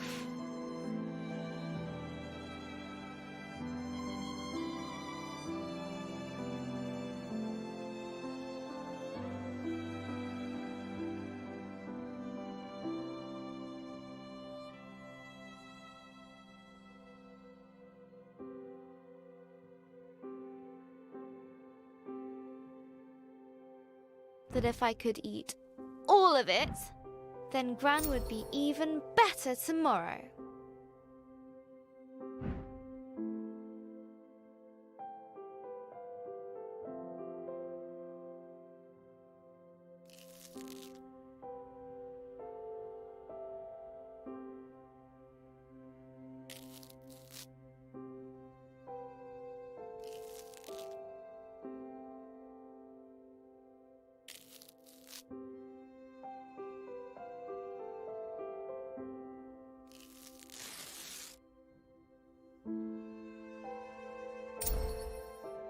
I am on fire today. I ran up the stairs 2 at a time, just to top things up. Pinky was very impressed and slept on my feet all night.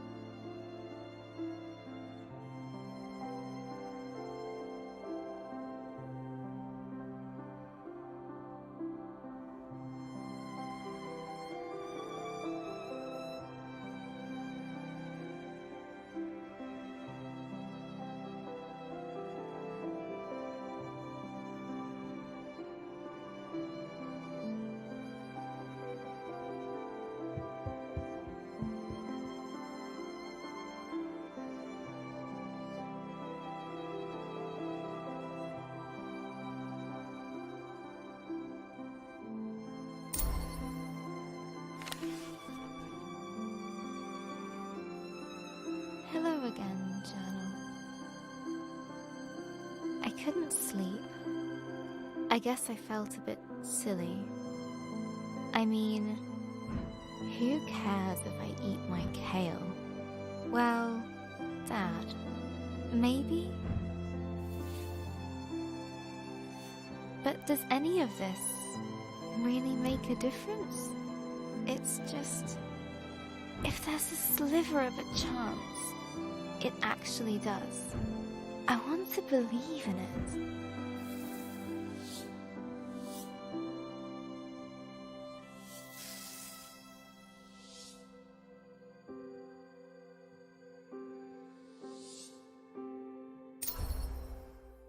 Sarah told me that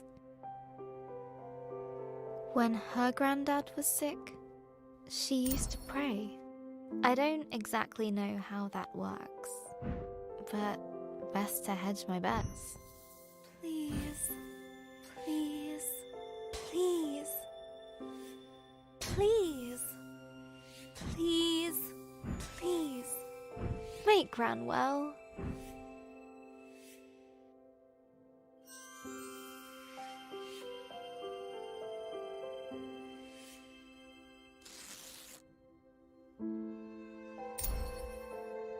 Sarah's family are pretty religious. Not like Mum and Dad. I don't know that much about religion, actually. I like the stories, especially the one about the Ark, and rescuing all the animals.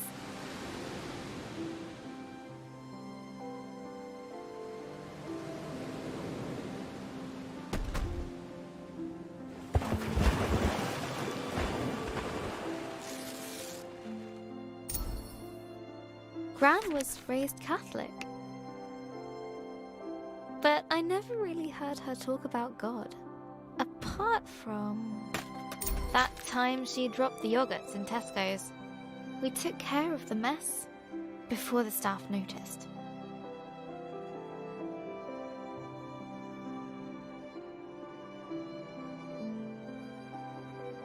Gran even offered to pay for them.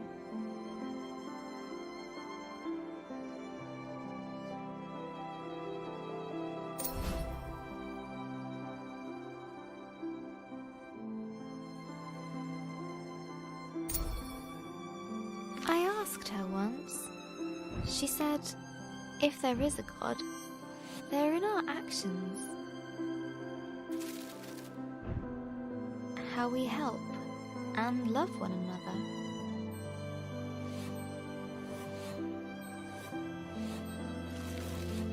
Seems right to me.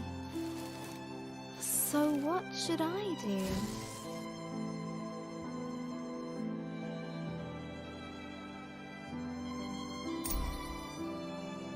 I'm going to bring in my story next time we go to the hospital.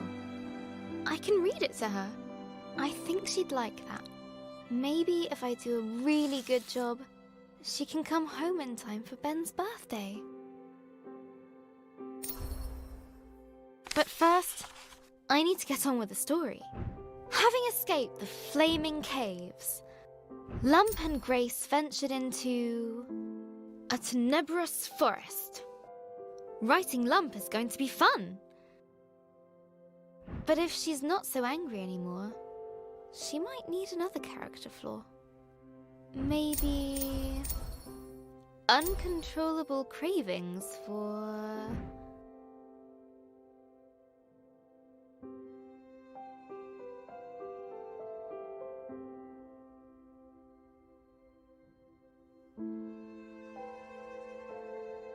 sweet fruit.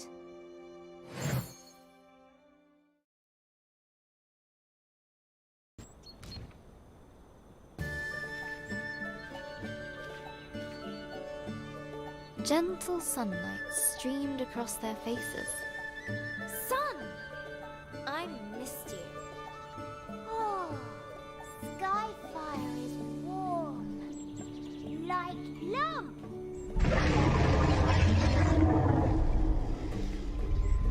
That's the dragon. We've got to follow it. Dragon?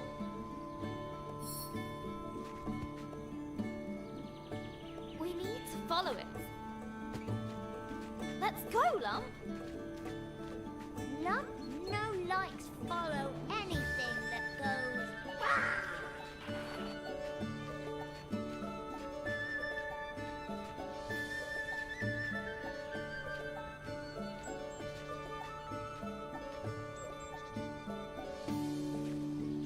Are you coming? Claw things. They're spooky. They're just trees, Lump. Back home, we no had them.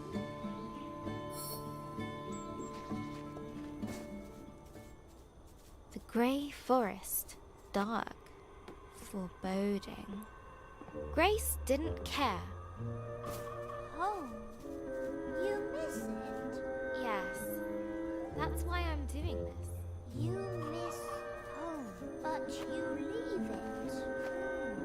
You curious woman.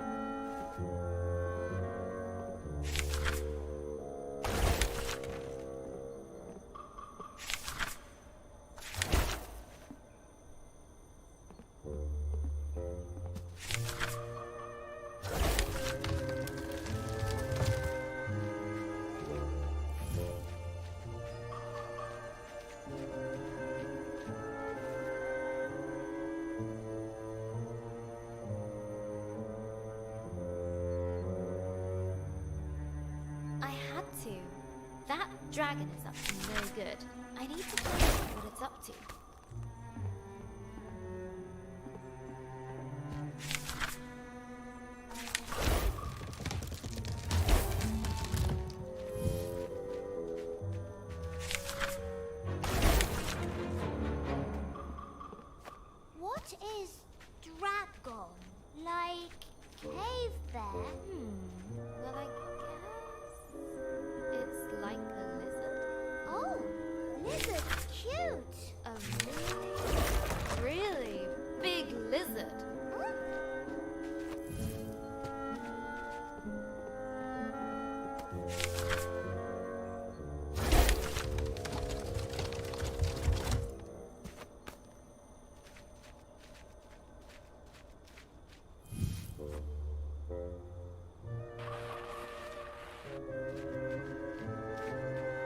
Ooh, big stone. Go, go, push it, push it. You could help, Lump. Lump small. Lump no use. You used to be a lot bigger. Lump was? Don't remember. I'm glad to have you here, Lump, even though you are small. Lump glad to be with humans. You are the bestest human. Yes, yes.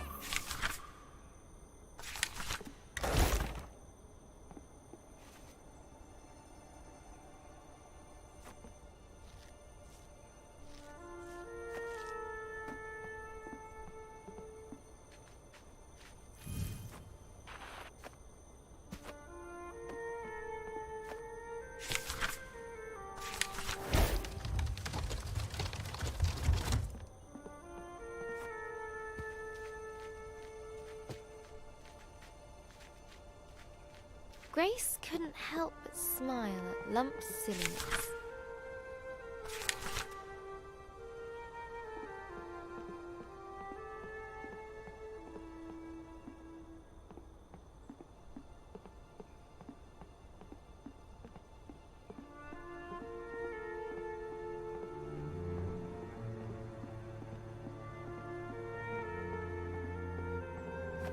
Her fiery friend was finding a place near and dear to her heart.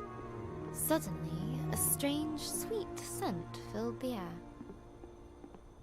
Lump noses that smell. What is it, Lump? Looks like some kind of fruit. A fruit? Yum, yum. Lump loves fruit.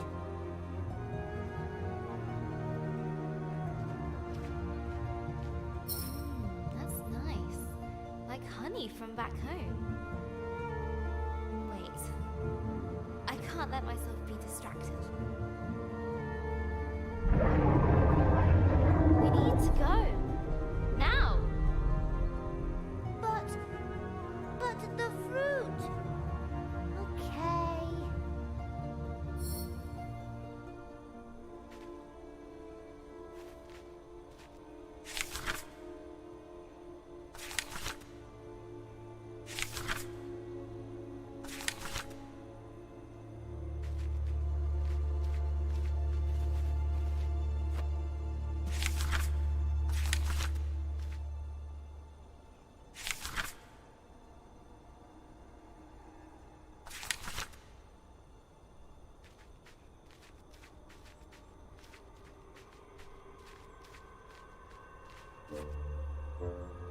Shadows deepened in the ravaged forest.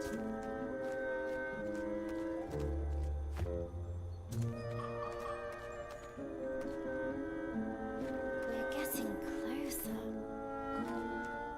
Do we want to be closer?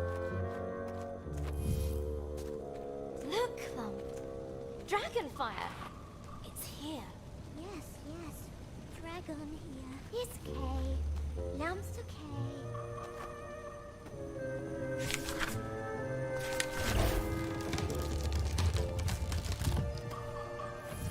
Okay. Lump trust Grace. Us chase dragon. Whee! That's the spirit, Lump. We're near. I can feel it. Yes!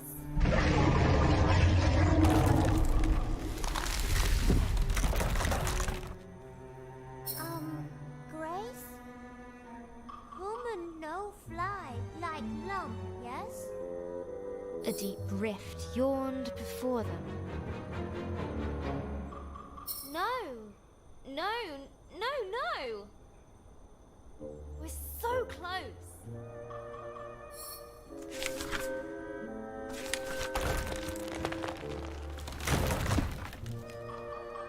That wasn't meant to happen. But the fruit had an irresistible draw on little Lump. No, Lump! Stay here! I need you! Lump's still here. Just busy. Grace felt her resolve melt. I need to find the dragon. I promised Eldoreva. Just what am I doing out here? All by myself? Silly human. Lump not left is in fruit. Thanks, Lump. Grace knew she wouldn't swap that little ball of fire for anything. Wow! You okay, Lump? Little dizzy, but goods.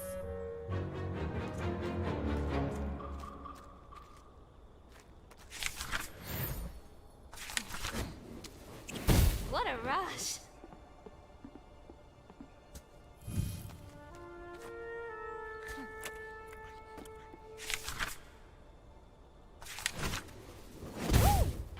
Whee!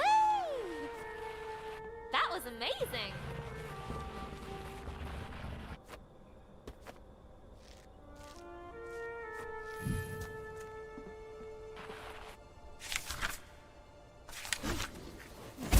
We is great team. Oh, starting to tickle.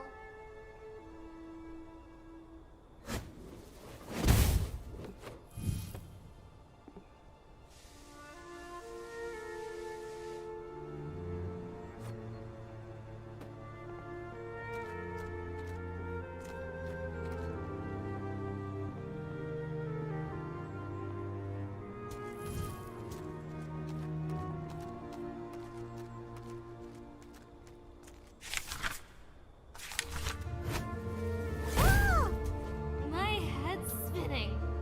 this may be better than fruit. There was no doubt. Something strong and very, very large had been here recently.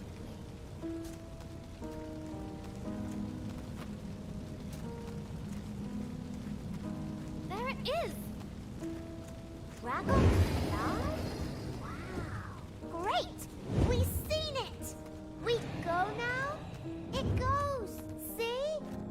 We go? Yes? Grace pursued the beast with little thought for her own safety. You won't get away from me again. I won't let you. Ah! No! Come back! Come back here! Oh, it's okay! It hurt you! What? Far above, the dragon circled in a dome, falling fast. Run!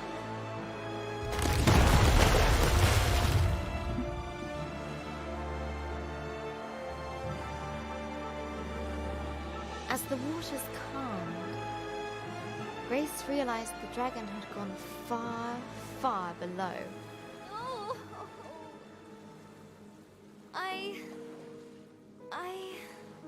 Her hope was shattered. I can't. It's okay, human. We find dragon again. Have another go, right? It's okay. Lump help. But how? Most of the pieces are gone. I can't even fix it. Look. You get on this, okay?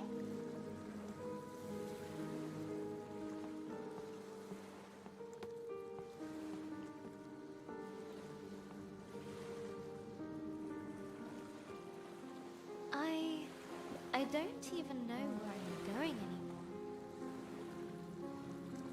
What am I doing? I'm such an idiot.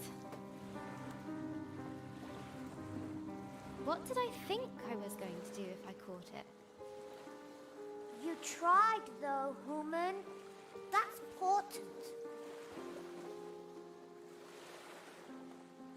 Look! One of them's little glowy things you likes.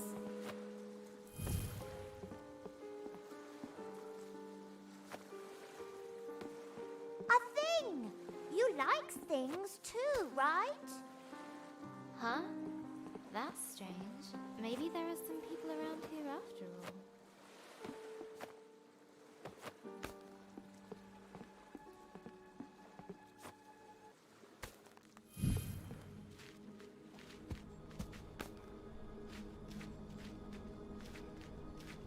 Look! Stuff! All broken. Forgotten. Much sad. Maybe dragon? Clumsy, clumsy.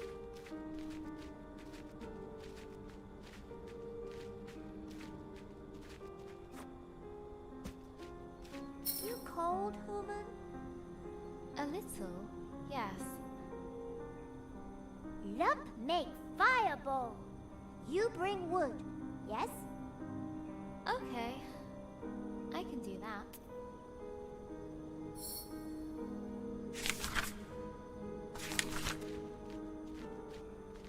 What's up, human? It's just... I remember collecting wood for Elder Eva. I hope she's still okay.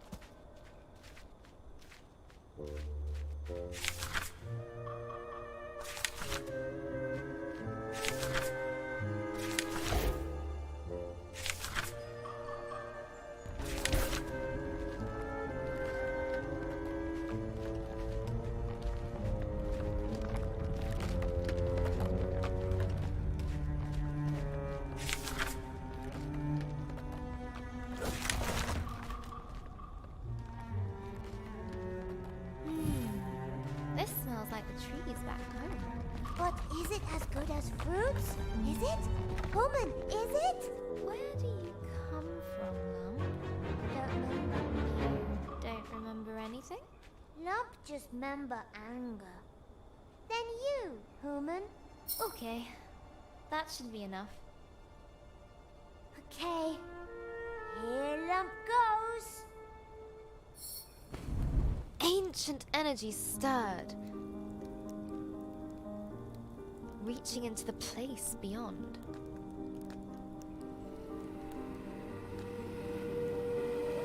Ah, it feels good to be back. Already? It's only been a few millennia. Is it not wonderful to see light again? To feel sun? I was just getting comfortable in the howling void. Who are you two? Ooh, ancient ones. Thought you was a myth. Oh, no, my little friend. We are very real. No, we're not. You're imagining us. Go away now. Now we're here, what can we do to help you? Lump! They could help us get to the dragon. But nothing is free in this market, or in life. You must provide 3 offerings to the flame. Should we... If help human, if it make human happy, Lump say do it. Hello. So So, what is this place? Market of the lost and the forgotten. Things end up here that have been cast aside or are no longer useful. After a time, so were we. No one came here. No one sought us. I thought we would forget ourselves, but you brought us back. You said you could help. Yes. But to give, we must also receive. I don't have money. Then give a kindness.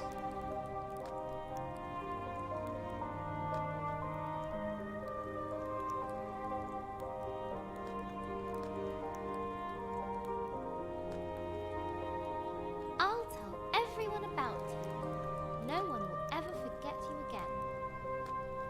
How kind of you to say. Now I will return the favor. To get your wish, you must submit an offering of hope to the flames. Something dear to your heart. Elder Eva gave me this. The pendant gleamed with hopeful memories. I don't know if I should.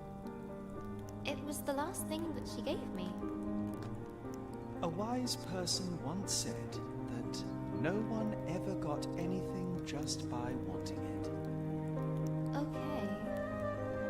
You're right.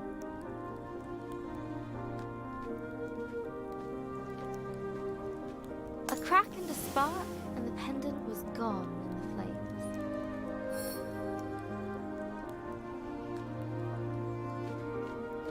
Go away. I said go away. I need help. And what do you expect me to do about it? This is a market, right?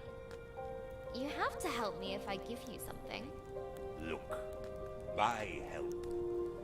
It's not... It isn't? Why? I trade in oblivion. I feast on memories. Oh. I have to find out why a dragon attacked my village. Well, don't come complaining to me when there's a big dark hole. In what memory are you prepared to consign to the flames?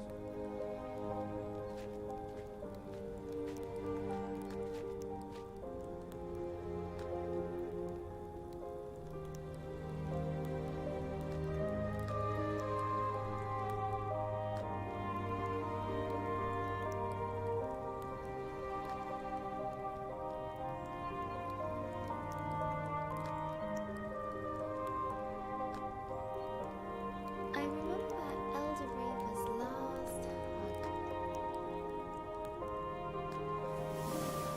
No, you don't. Don't what? Don't remember. Never mind, never mind. Look, this bit can go on forever. The offering has been made. Thank you, I guess? 2 offerings down. 1 to go, and they'll help me follow the dragon under the lake. Ooh, what next? I don't know. Do you think they'd take another memory? The last offering must keep our fire burning. A gesture of hope, of friendship. But it cannot be given by you. And we've already given you something, so we're out. What about Lump? You have something to give? Sure, I got Lump. You would give yourself to help your friend.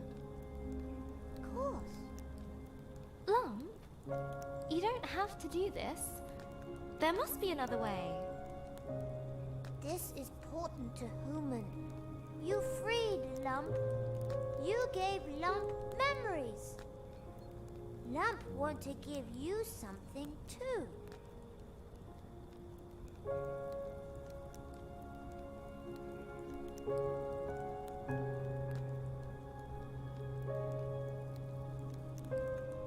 I don't want you to do this, Lump. I know, but Lump decide this. It is important.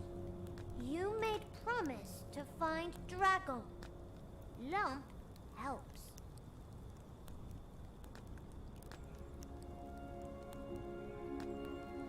I guess this is goodbye. Goodbye for us. Hello for you and Dragon. As little Lump jumped into the fire, the flames began to burn, larger and brighter.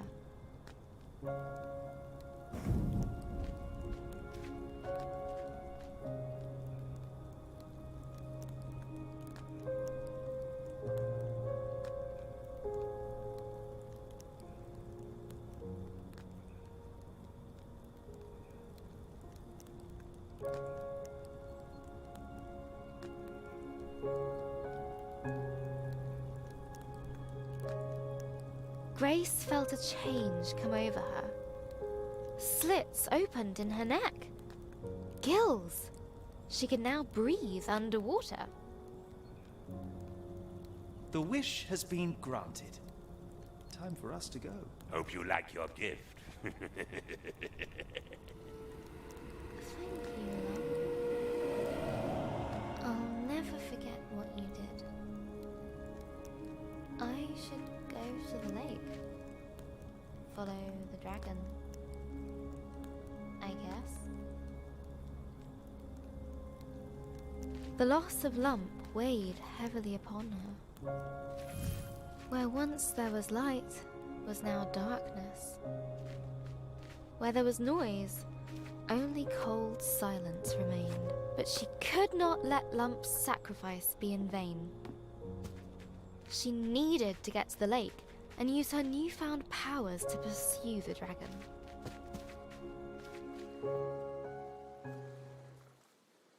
The lake looked murky, but she had to brave its depths.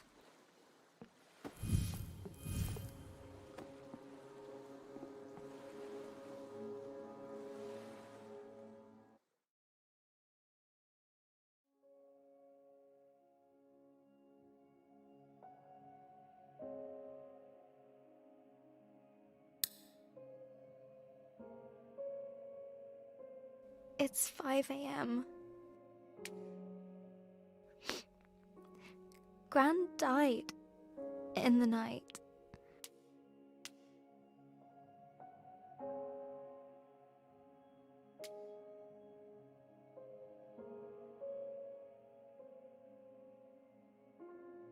Mum got the call a few hours ago. She's still crying. I just feel...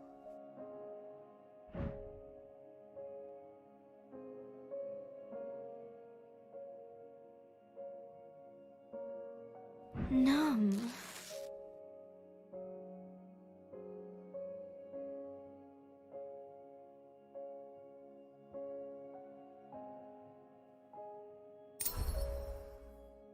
I tried to go back to sleep. But as soon as I close my eyes, the thoughts keep circling back.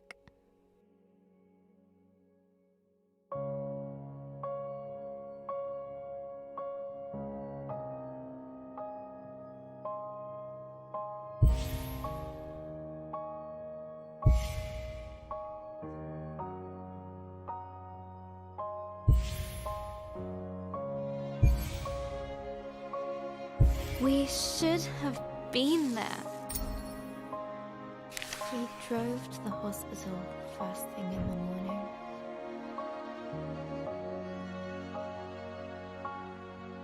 No one said much. It seemed to take forever.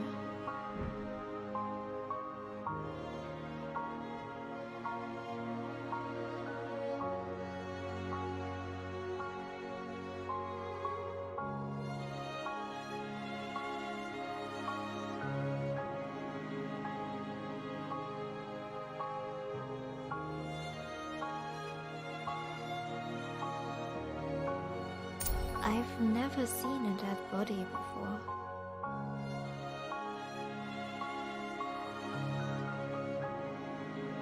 It might be scary.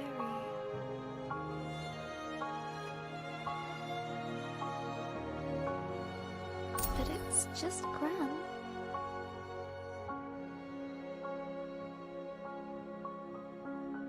Right?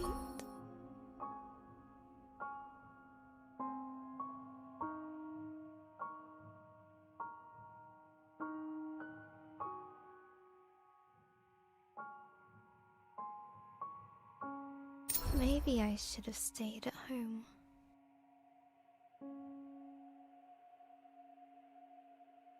When we finally arrived, I wasn't so sure about being there at all.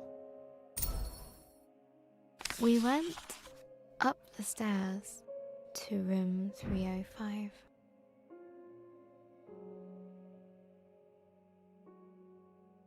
Gran's room.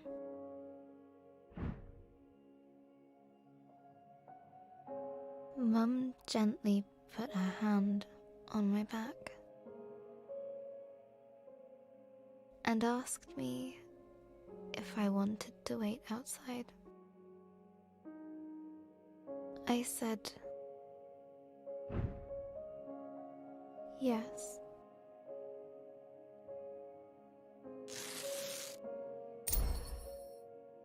Hello again, journal. I'm sitting in the waiting room. Just rows of plastic benches in a sea of blue linoleum. And it smells like Ben's bottom cream. A little doodling should distract me from this dreary place.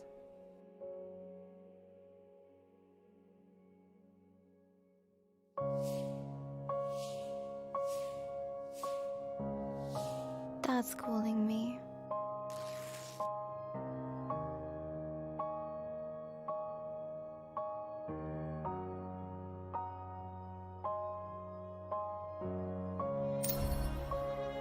Dad had his arm round Mum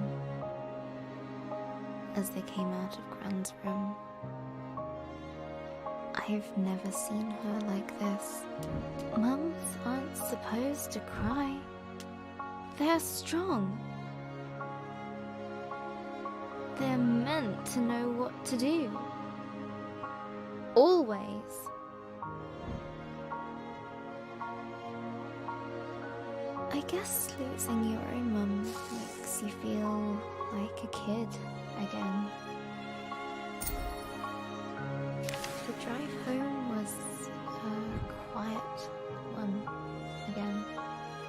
It's silly, but I keep thinking back to Gran's favourite vase, the one Grandad gave her. I was running in the house, even though Gran had told me not to.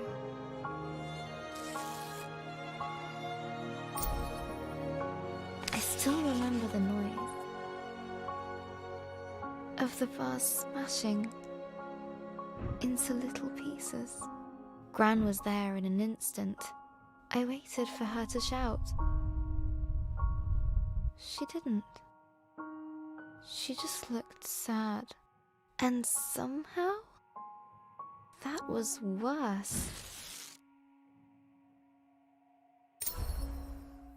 Gran wouldn't let me pick up the pieces. She found every single one and carried them into the kitchen.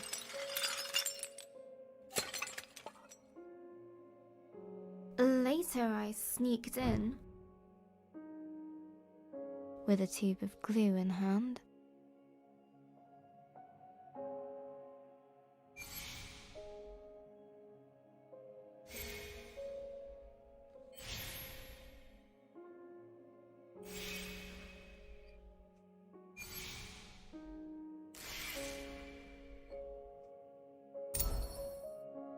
It was a mess. I got glue everywhere. But Gran smiled when she saw the vase. She put it in the cupboard.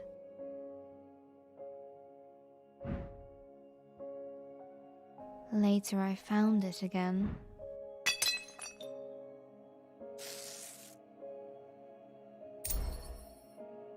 When I asked her why she'd binned the vase, she smiled again.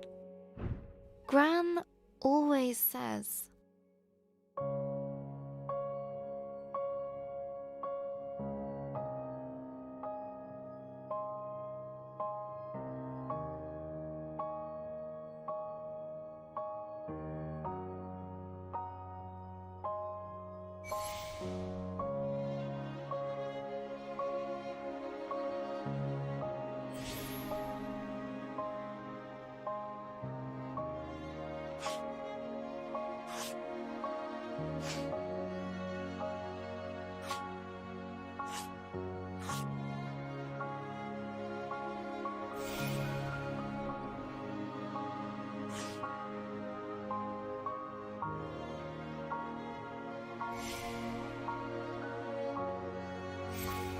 We can't hold on to things forever.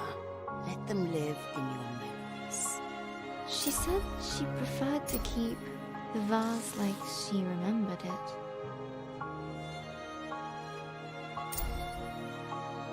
Maybe I hurt Gran's heart, weakened it. That can happen, can't it? Maybe this is all my fault. I should have listened to her. I shouldn't have run in the house. Now everything is broken.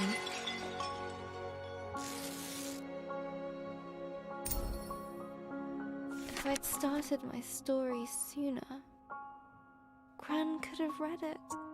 It might have helped. I could have fixed.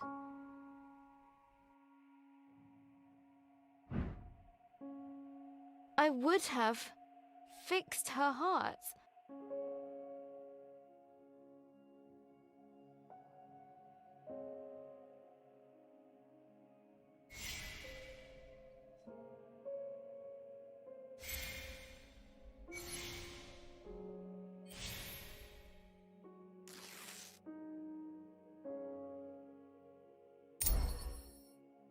Really? I don't even know how to fix my story. It's a mess. I left Grace to sink into cold, dark waters. She's completely alone. She left behind Lump, her only friend. Okay, focus, Izzy. How can I continue the story? How would she feel about this situation? Grace felt guilty. We're getting somewhere. Now, let's see.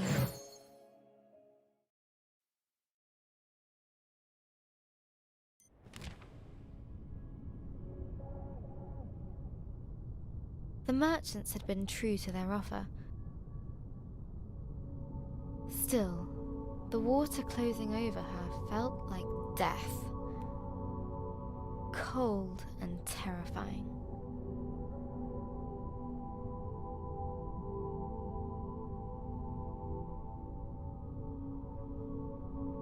I can breathe! This feels so strange. Wish Lump could have been here. Ugh! I shouldn't have let her do that. But there was no time to dwell on her lost friend. Grace had a dragon to find. Which way did it go? This one. All right. Another branching tunnel. The walls were closing in. Down here, I guess. Far too narrow for winged beasts. Did I guess wrong? A dead end. it! Wrong tunnel. No. There must be a way. Think, Grace, think.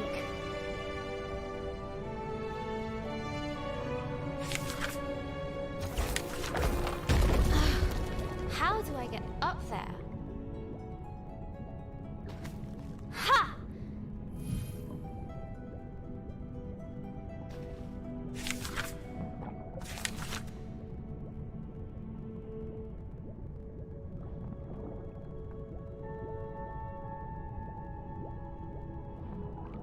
Is this the right way? Or maybe here?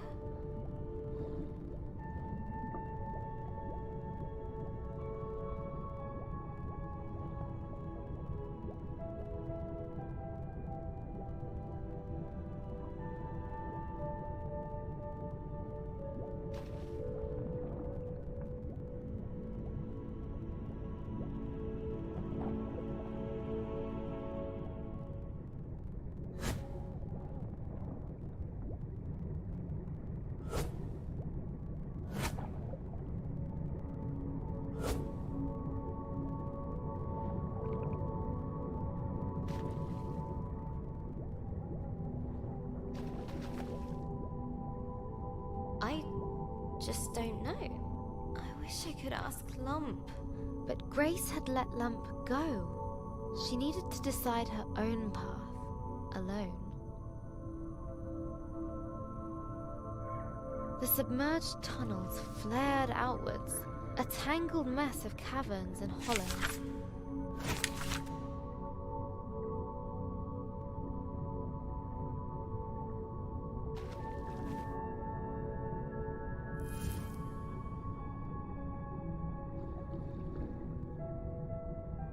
Twisting and turning.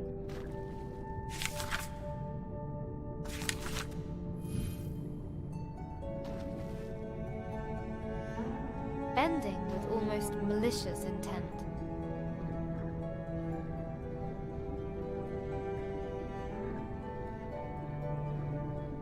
I need to get out of here.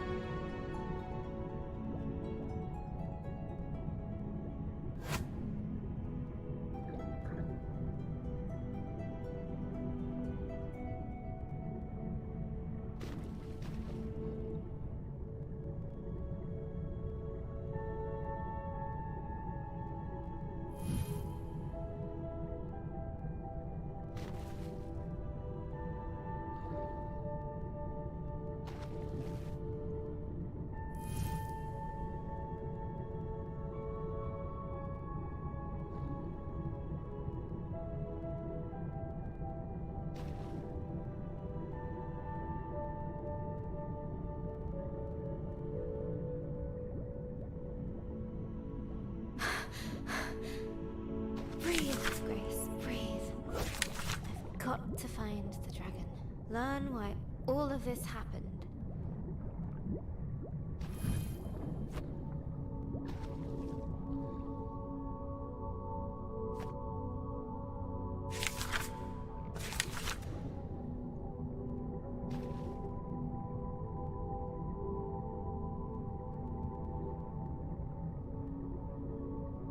You can do this, Grace. No!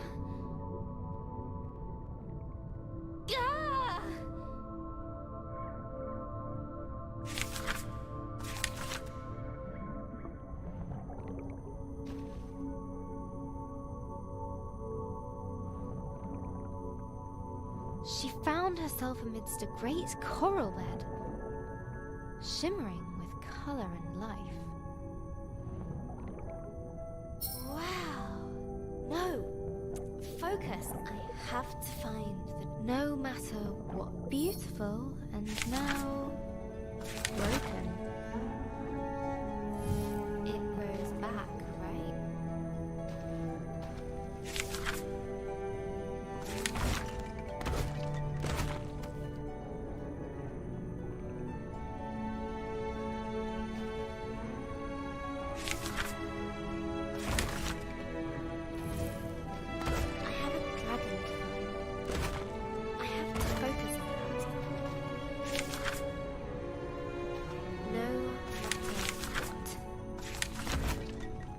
She spoke those words.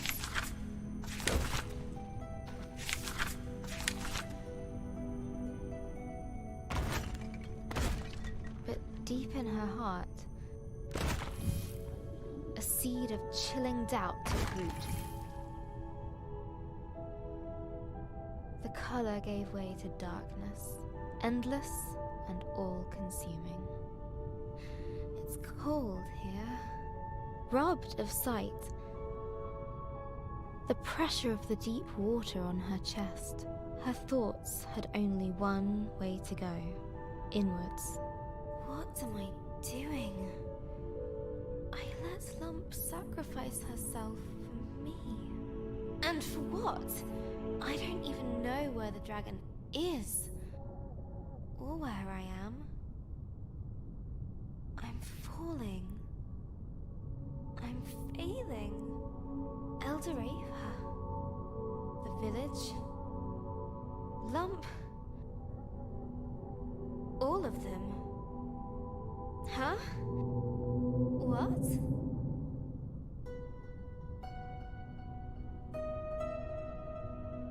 Air?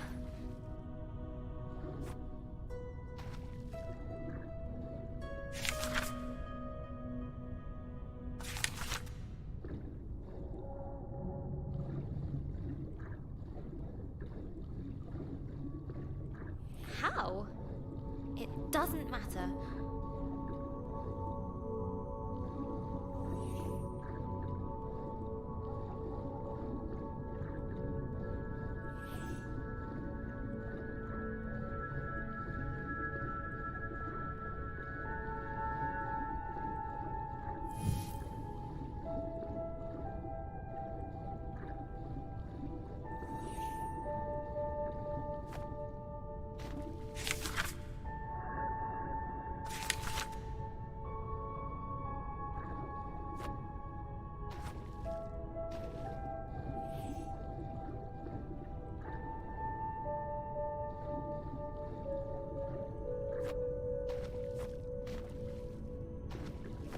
I need to find the dragon. No matter what.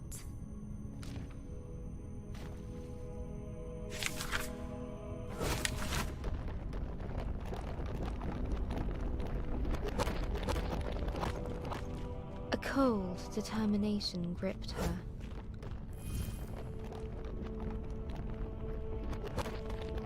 Numbing all other thoughts. Press forward.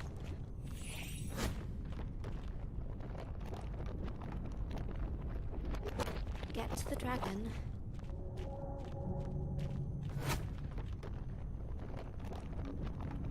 No matter what.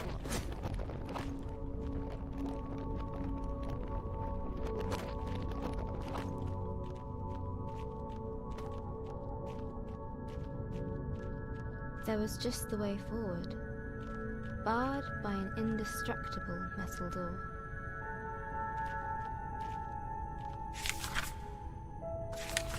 No! I need to find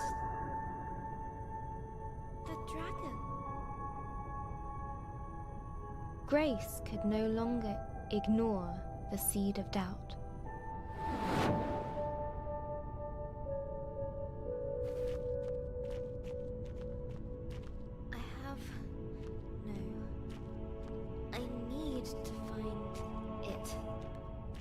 The dragon.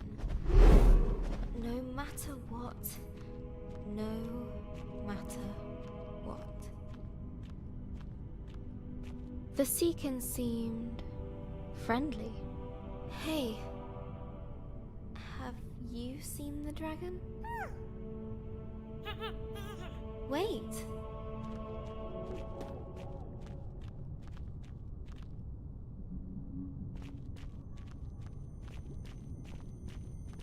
A host of them greeted her with curious chatter, warm and welcoming.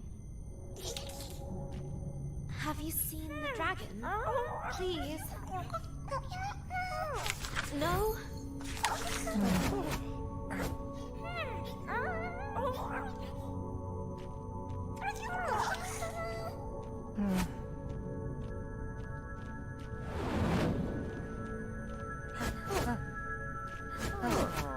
Grace had no time for this.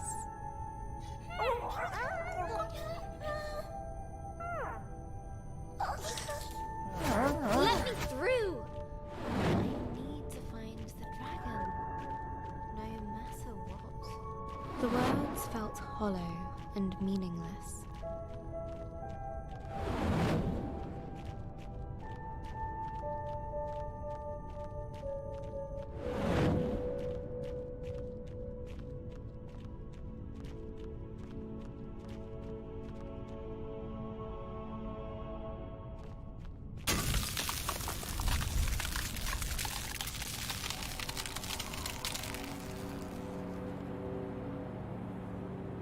Freezing cold blanketed Grace.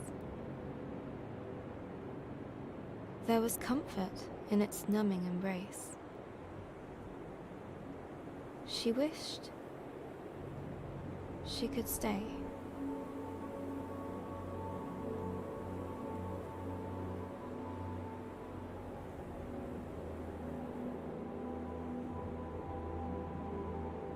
What's happening?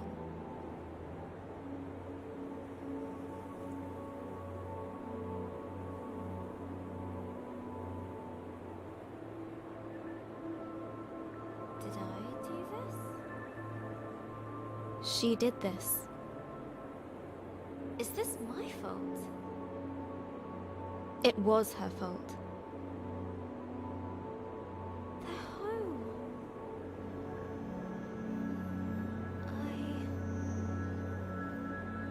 I destroyed it.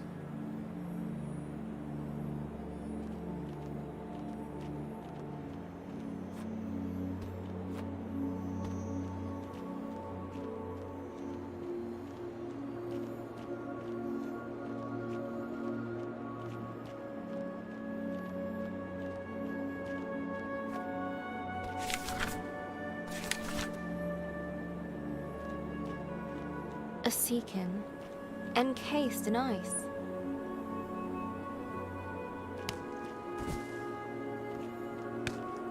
Oh no! What have I done? I'm so sorry. Please forgive me. I never wanted this. This is horrible. I didn't know. I should never have come. What would Elder Ava think of me? I'm so selfish.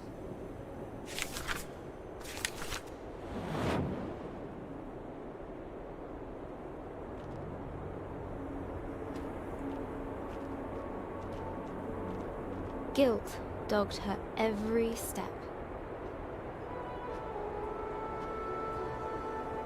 Did you make me do this?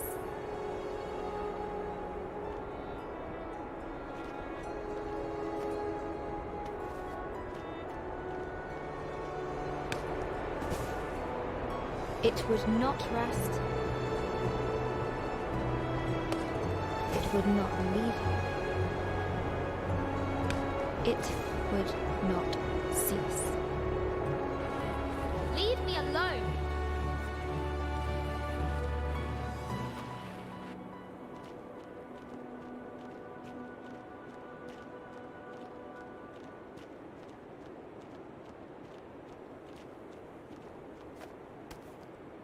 Must get away. Have to move.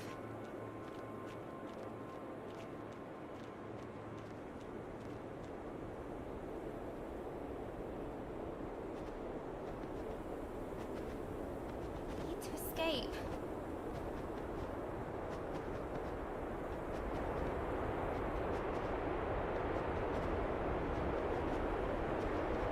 Please. I didn't know. I didn't know.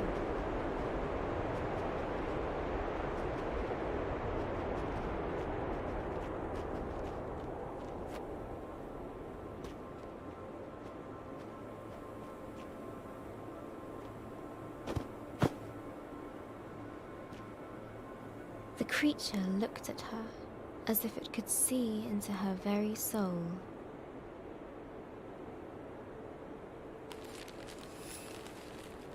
Under its stare, her fears crystallized like ice. She knew that she would disappear.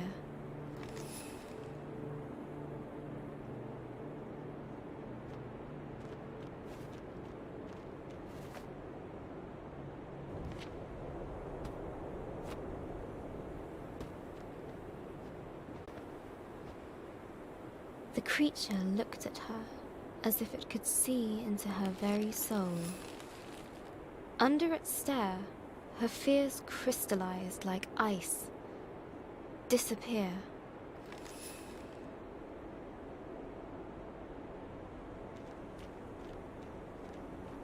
You'll make me disappear into nothingness. I can't let that happen. Would Grace embrace her guilt or run from it?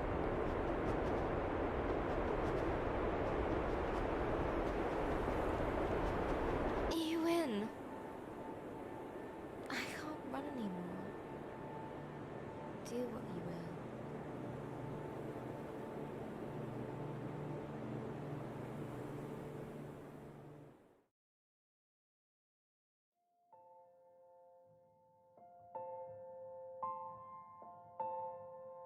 Hello, journal.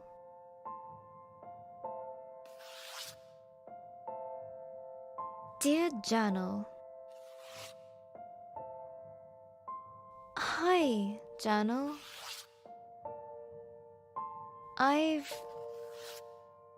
Today...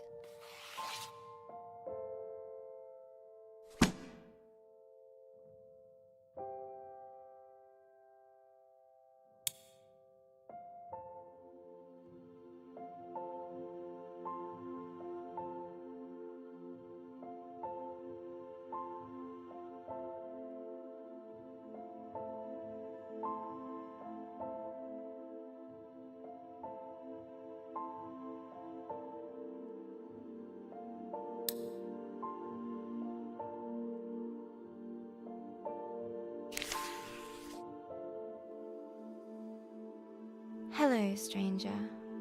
I've been thinking a lot about...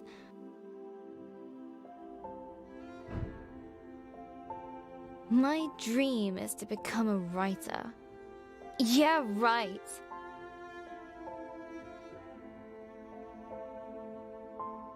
A writer who can't even write.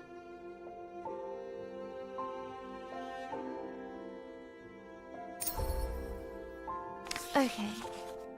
Find something simple to start with. What did I do today?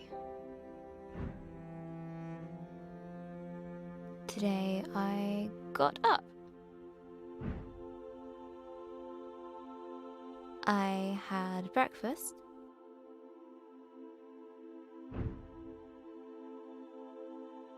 I tried watching the telly. That's it. I'm going back to bed.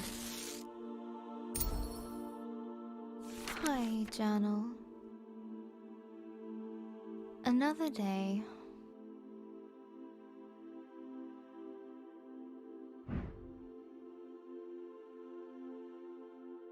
Each time I wake up, for the tiniest of moments,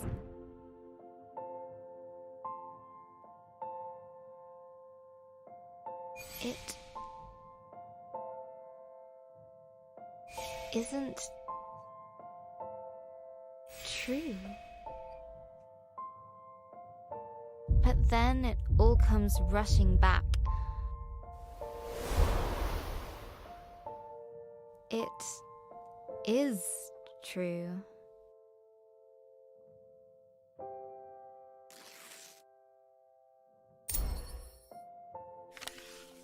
Looking around my room, everything reminds me of Gran. Her puzzle box gift from last year.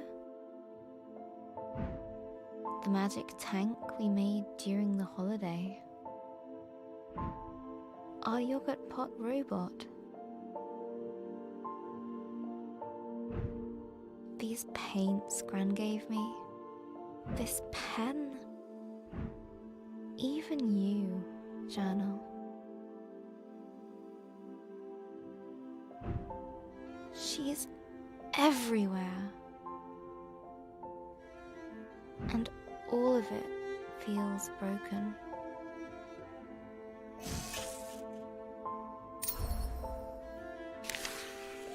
Today is Ben's birthday. Dad baked a cake.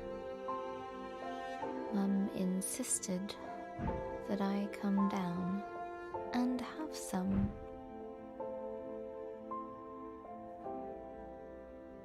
It tasted like nothing.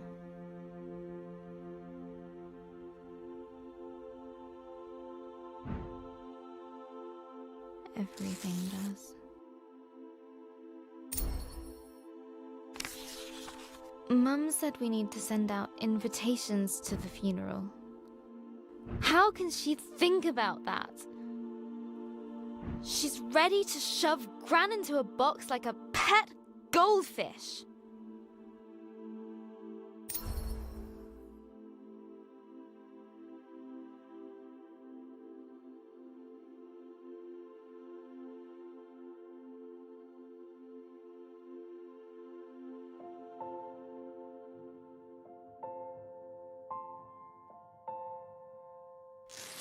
Then I stormed off into my room.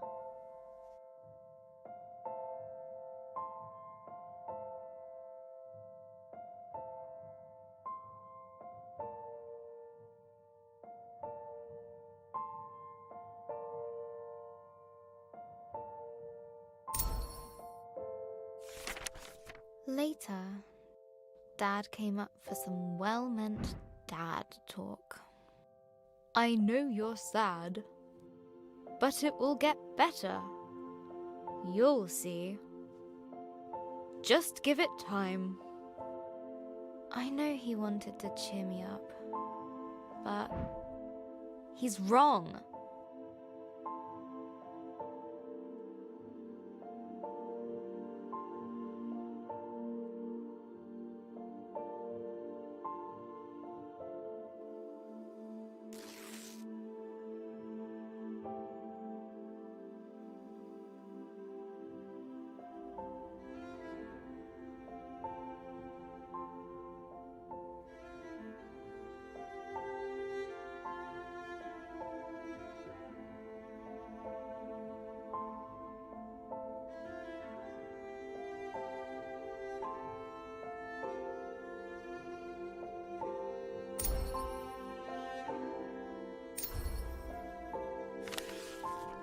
The world feels very dark now. Gran has a proverb for times like these. Gran always says, "It's always darkest before the dawn." no, that's not right. That's what she would have said.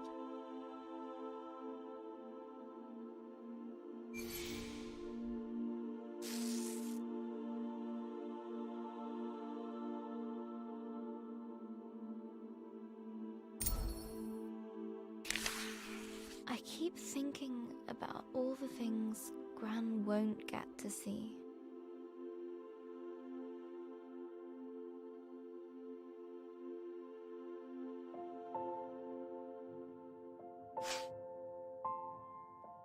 When I go to university, she won't be there.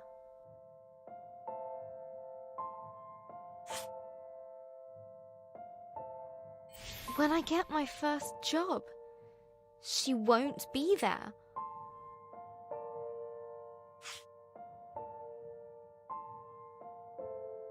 If I get married, she won't be there. Even if that's unlikely because boys, I prefer cats.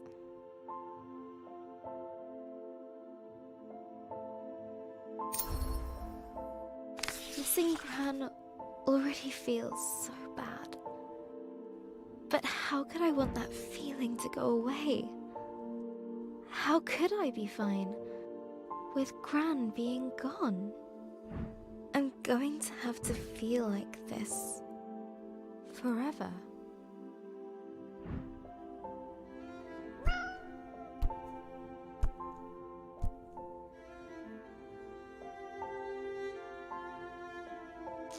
Thanks, Pinky. I can't stop crying. Pinky is probably getting fed up with being used as a tissue, but she never leaves my side.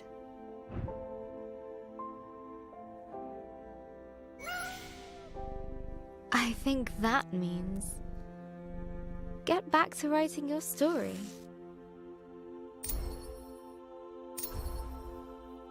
Pinky's got a point.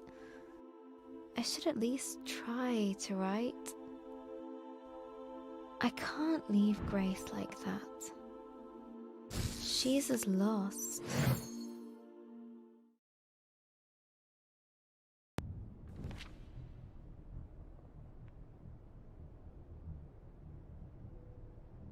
My head. Where am I? A grey void surrounded her, swallowing sound and hope. Hello? Grace guessed that if she kept moving, then surely a solution would present itself. Is someone here? Anyone? In the emptiness around her, she found a hut? A palace? Hope? I don't know what comes next. It's so cold here.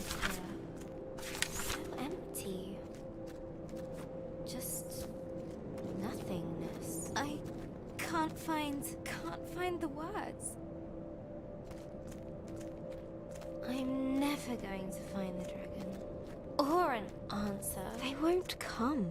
The words just won't come anymore. I don't know where I am, how to get out, or even where I'm going. Pointless. What kind of writer can't find the words? I messed everything up.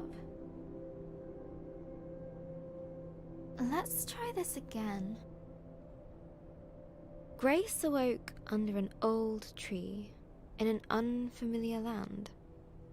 I don't know if I can do this anymore.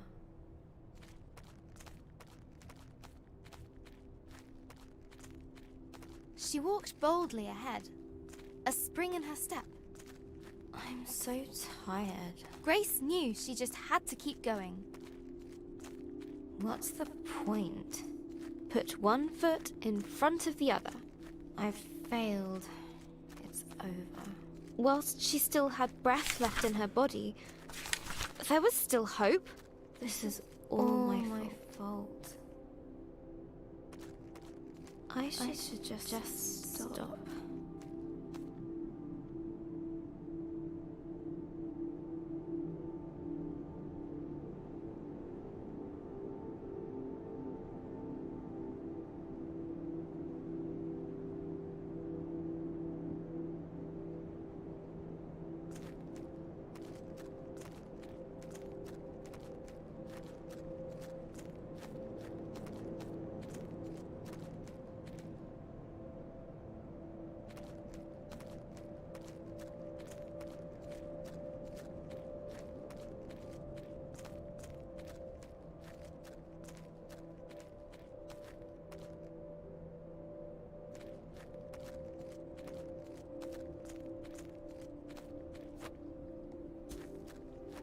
Hey, Grace. Leave me. Just leave me. Here. Where? I don't see a thing.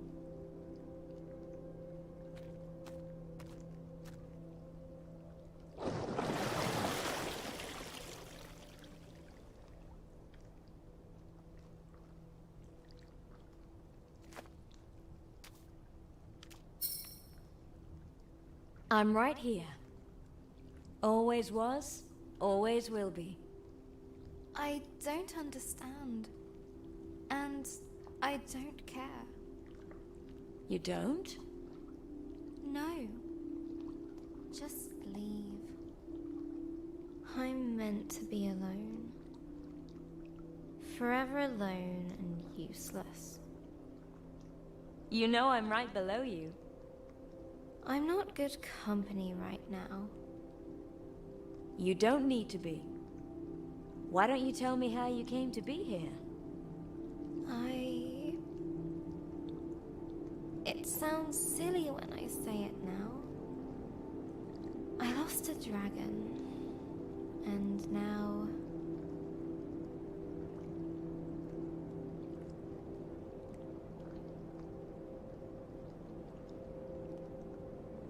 I am completely lost as well. Yes, you do look a little lost.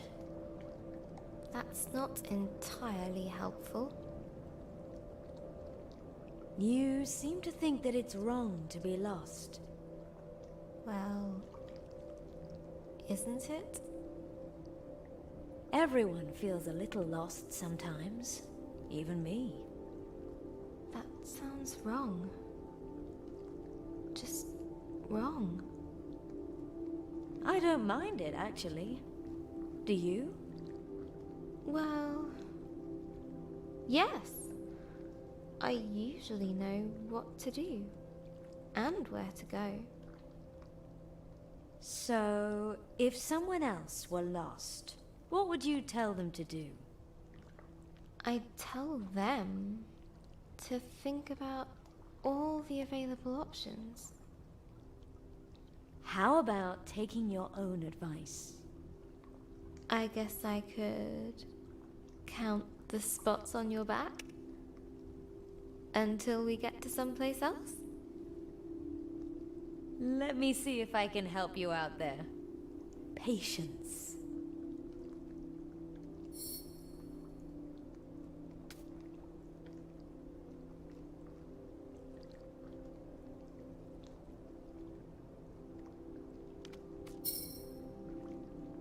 I like listening to you.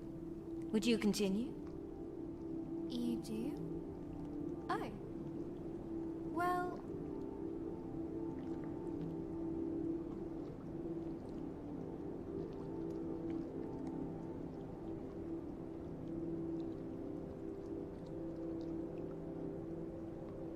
I'm just so confused right now.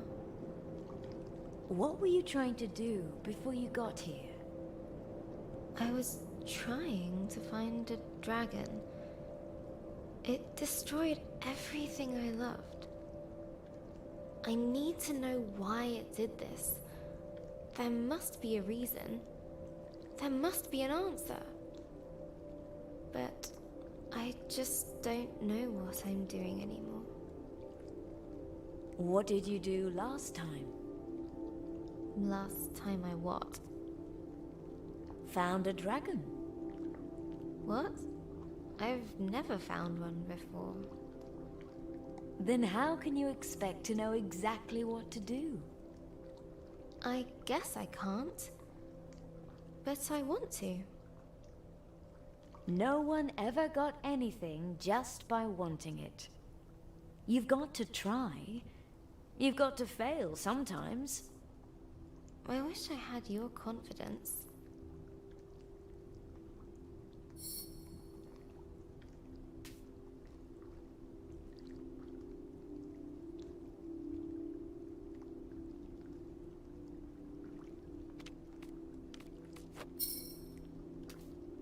There's something I want to ask you.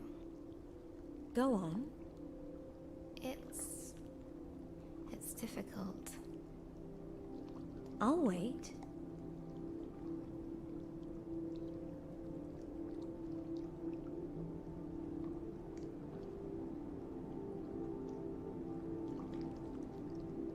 I'm not sure I even see the point in continuing anymore. Could you help me find my purpose again? I just don't know what to do next. But at some point you knew, right? You had purpose, hope. Yes. I knew exactly what I needed to do. I had to stop the dragon. Return the fireflies. Save the village. And you couldn't do those things? I tried. But I just ended up doing everything wrong. Everything? Are you sure about that? Well... Think back. Okay. Maybe not everything. Go on. I guess I did get a grumpy Djinn to open up a bit. Well then, that's something.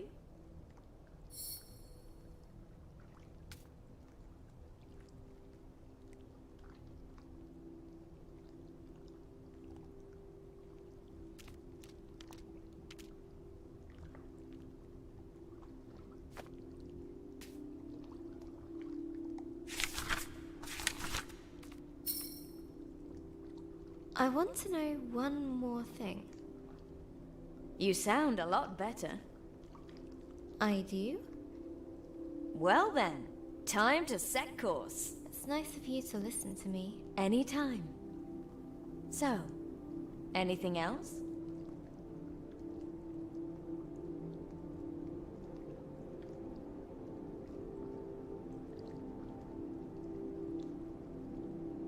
I don't have the strength.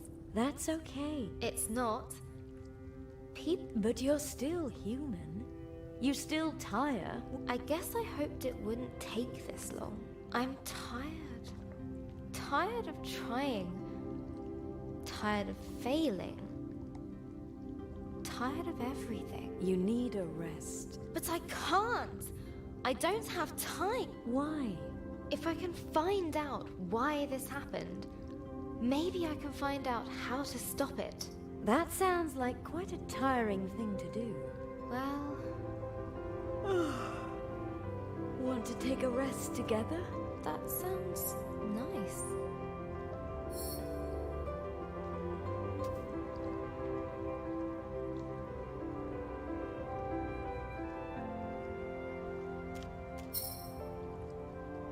This is where I leave. But... You're not alone. You are loved. Be kind to yourself.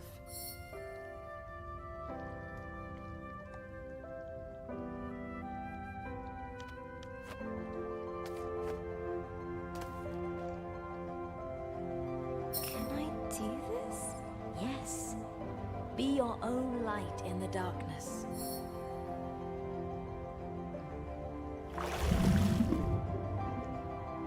I'll try. Thank you.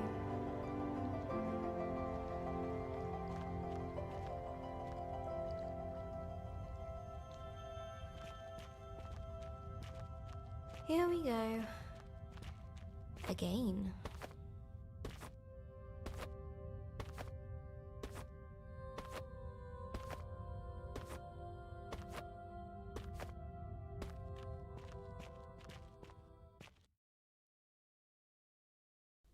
Hello, journal. The funeral was today. Mum and Dad dressed all in black. They even bought a black romper for Ben. I didn't want to wear black.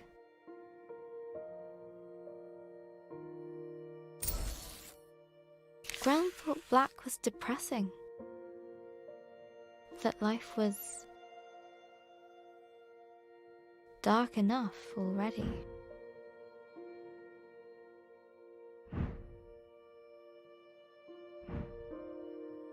Gran always used to say,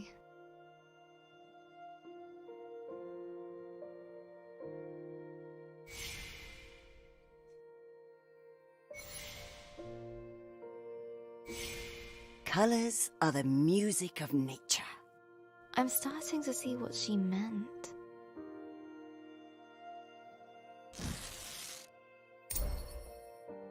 So I went to open my wardrobe.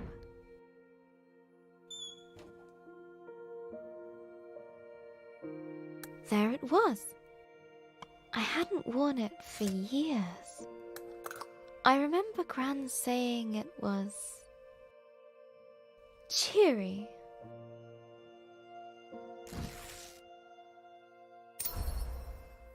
The funeral was outside, in the memorial garden. The sun was shining. The birds were singing. It was like they didn't know.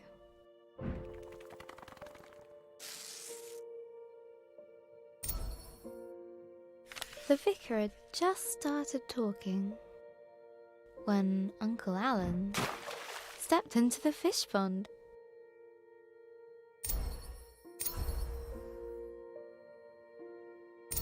I couldn't help but imagine Gran caring more about the fish than Uncle Alan.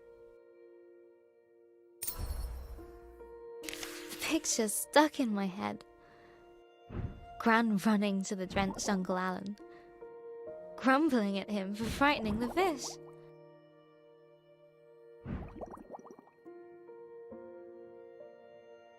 It was too much. The laughter bubbled up inside me. Dad tried to look annoyed.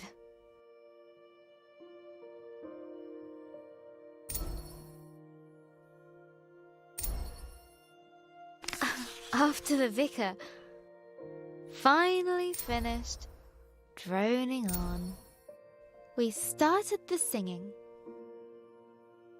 All things bright and beautiful.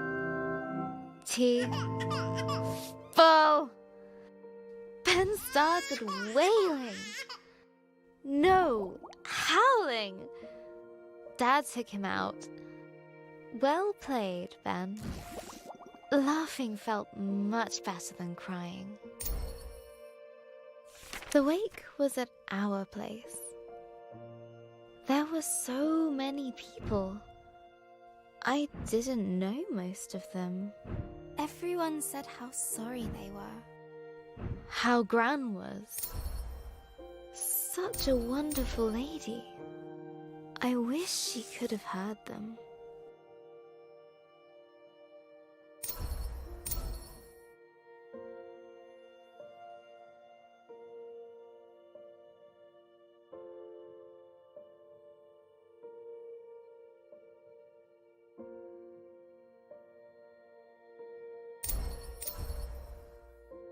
Everyone had a story about Gran.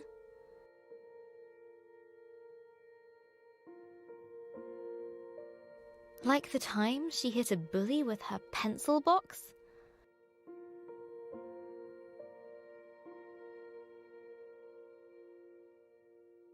Or when she saved a toad that had hurt its leg.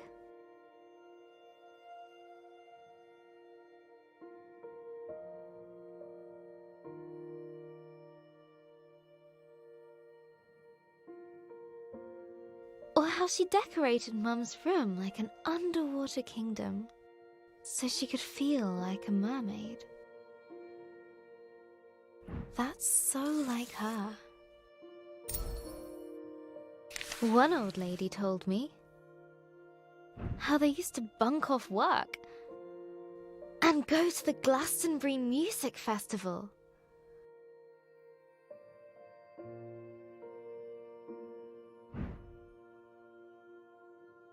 Another of her friends said Gran once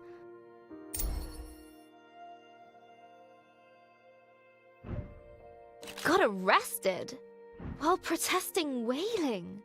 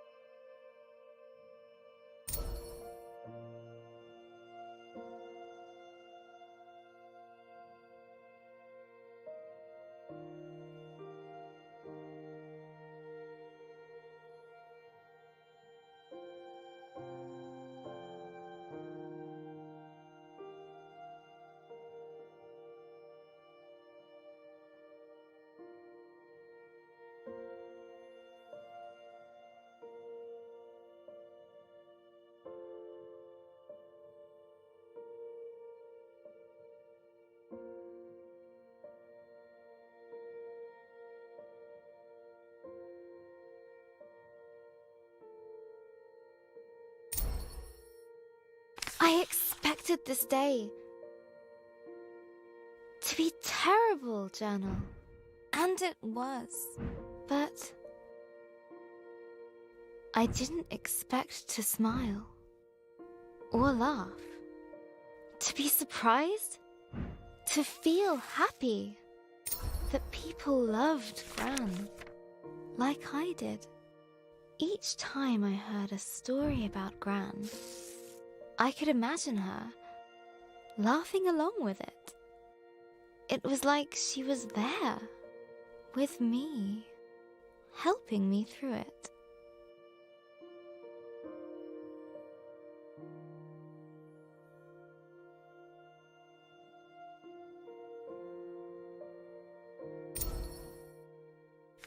I still feel in pieces, Journal.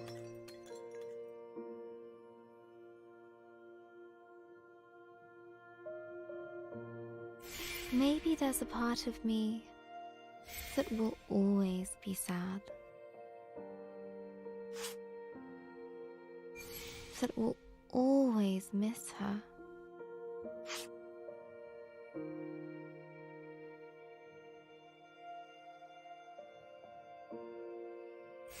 But maybe that's okay. And that's the way it should be.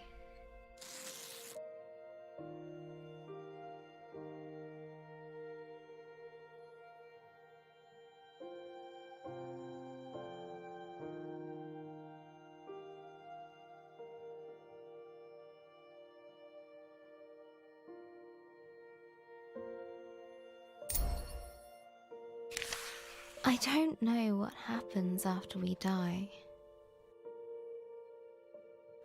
but I think I know where we go. Into all the people who have ever cared about us. We make a sort of place for them in our hearts.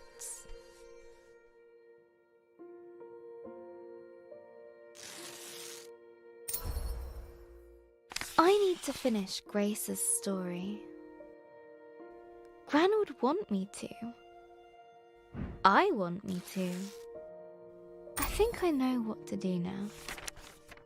Let's summarize. After the dragon attacked her village, the smart Grace set out to return the fireflies. On her travels, she met a grumpy djinn guarding a fallen city of philosophers, and found a lonely fire creature named Lump.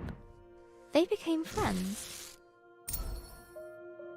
But then Lump was forced to stay behind with the Ancient Ones in exchange for the gift of water breathing. Deep under the water,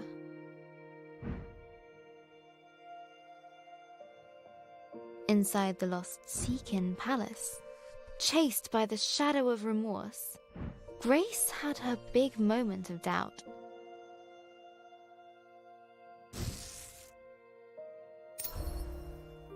But she pulled through it all.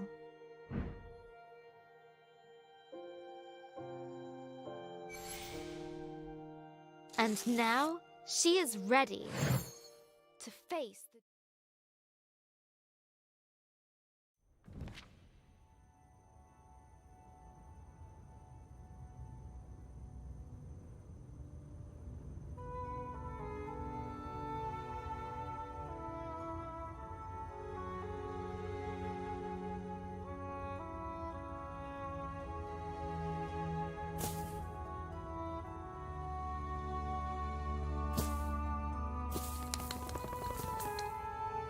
You.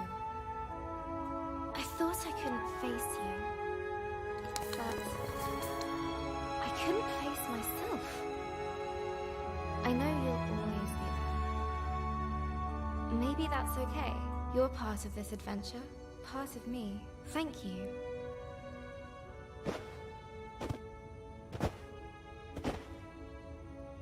Now, I will find the truth. I'm coming for you, dragon. With her confidence renewed, a newfound power coursed through her.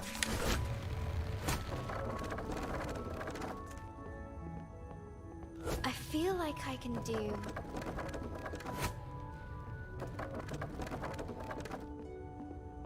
anything. Yeah, word magic.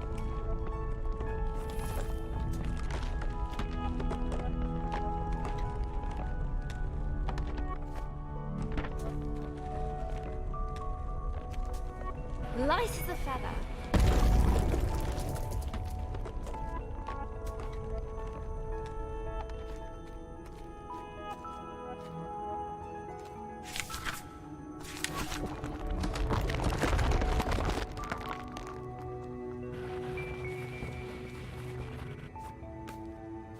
Like cutting through Eldorado's crabapple pie.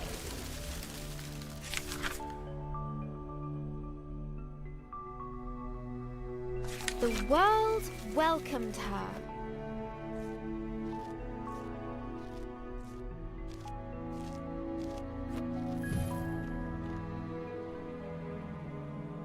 Forward!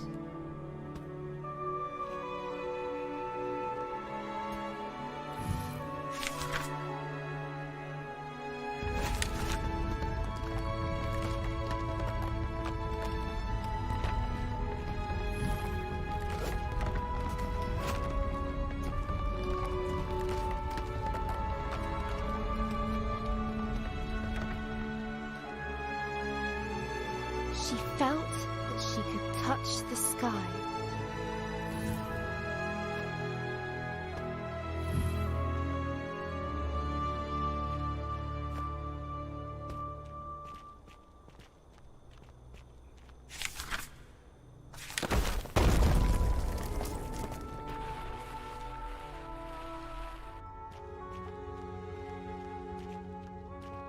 A tall tower loomed overhead. Many moons had shone above since first it was built. Another obstacle? Ha!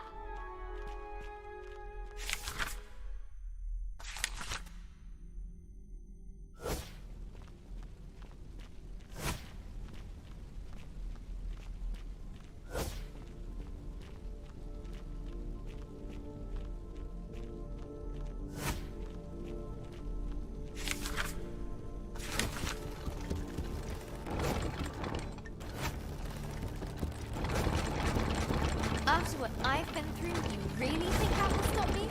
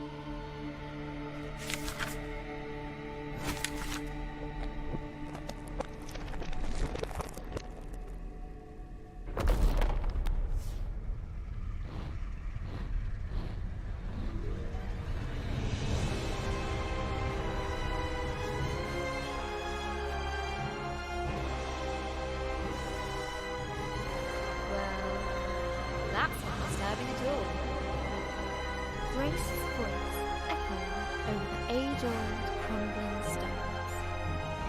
A lone figure stood, unbowed, defiant. It drew her to it. Her foe rose before her. No breath in its body, but no less terrifying.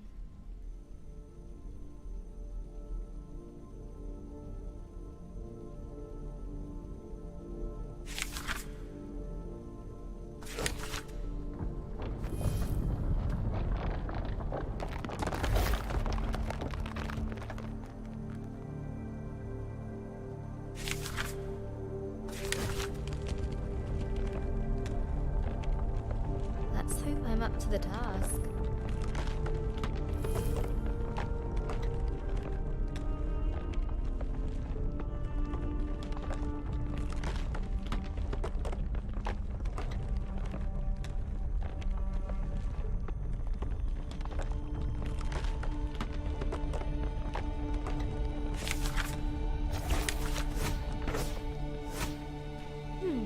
What now?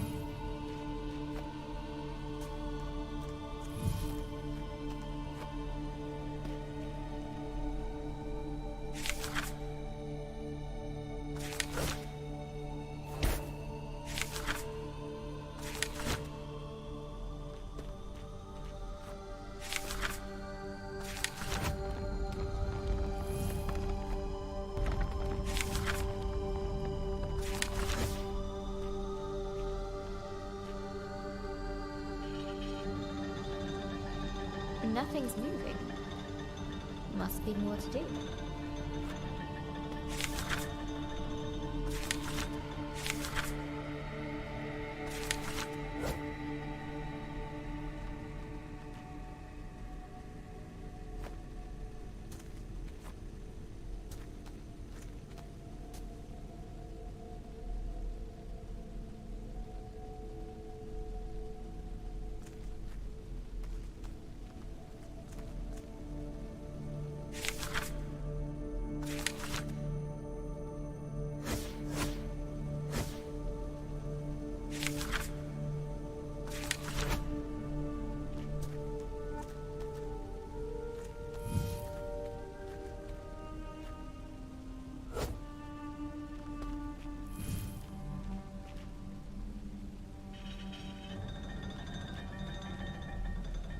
That's it!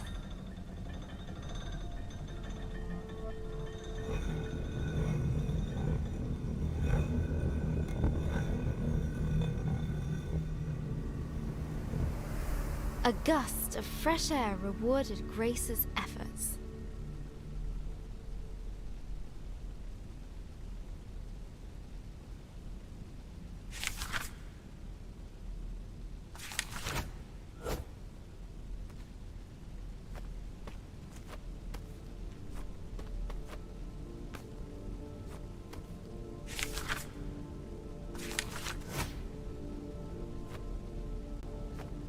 As she rose up the stairs,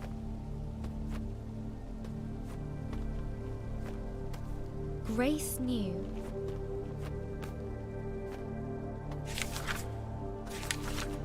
the tower's purpose: to watch over a long forgotten land should ancient evil stir. No statue this time, but bone and scale and claw. In its fire-wreathed home, waiting. There you are!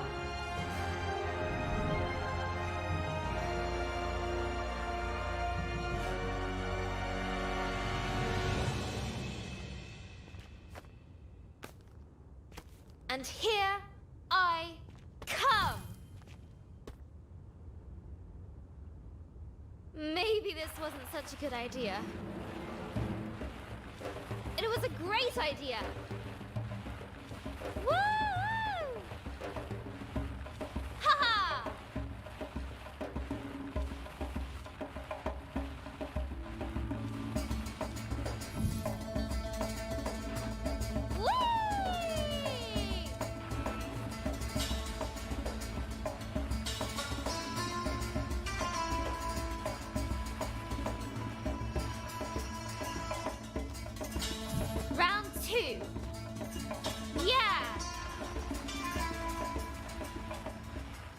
The world darkened around Grace.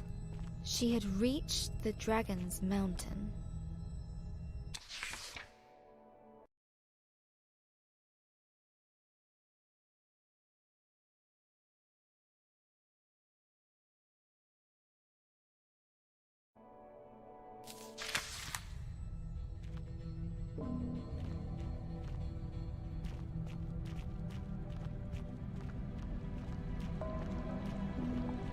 For the first time, Grace felt no fear.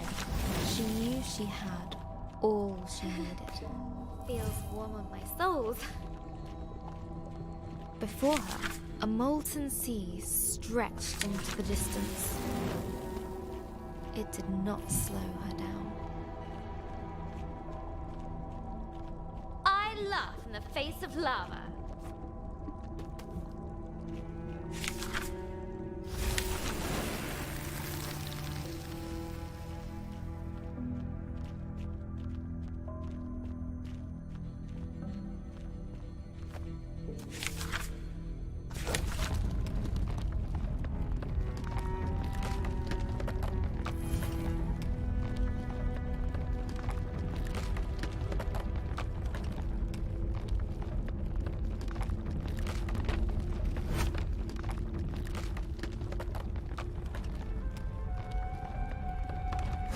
Suddenly, Grace no longer felt the heat. In its stead, a cold dread crept up her spine.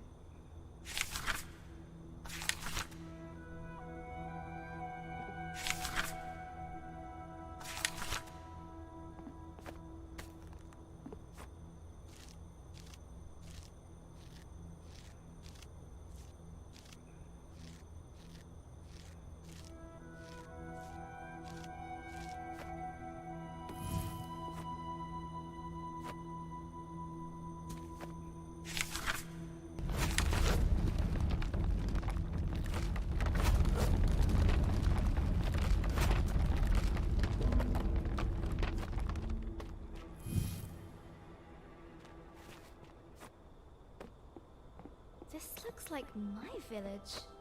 But it can't be. It's a trick! It has to be. An eerily familiar sight awaited her. That's my house. How? Eldoreva!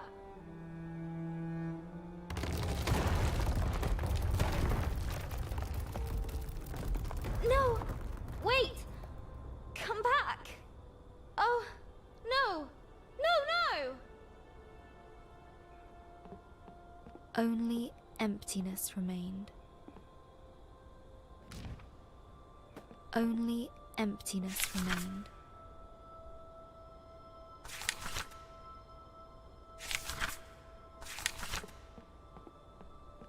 Her thoughts raced ahead of her.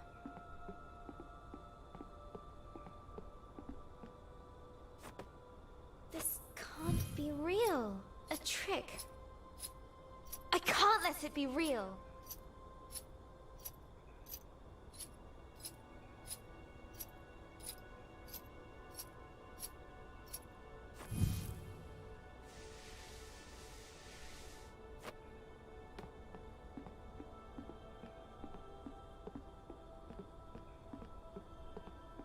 She gripped the chain with furious determination.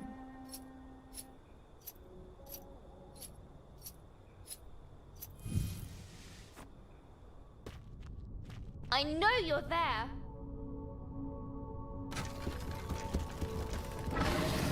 Roar all you like. It won't stop me.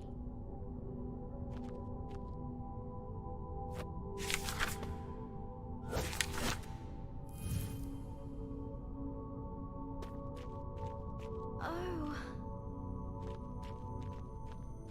I hope you can forgive me.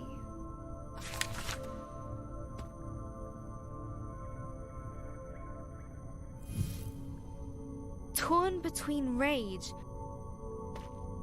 and regret,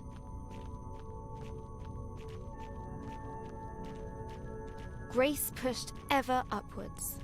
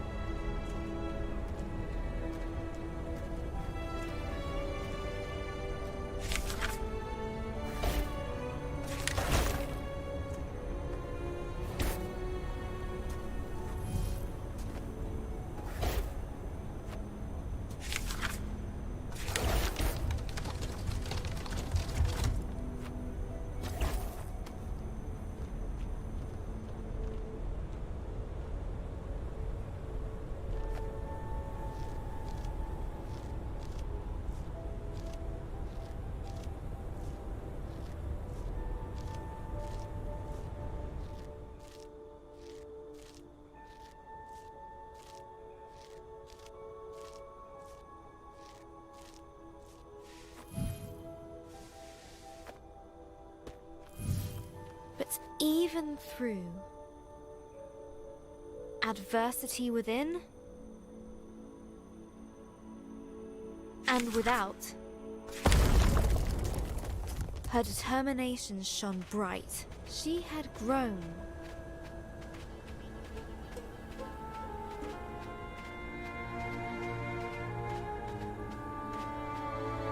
I hope you find your peace.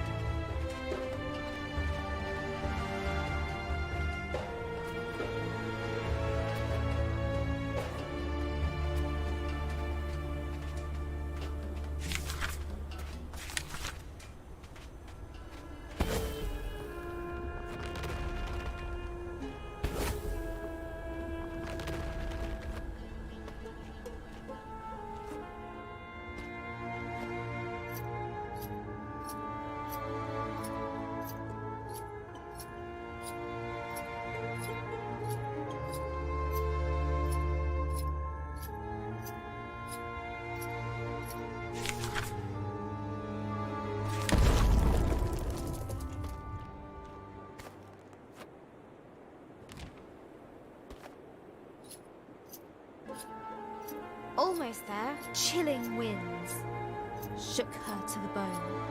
Still she climbed.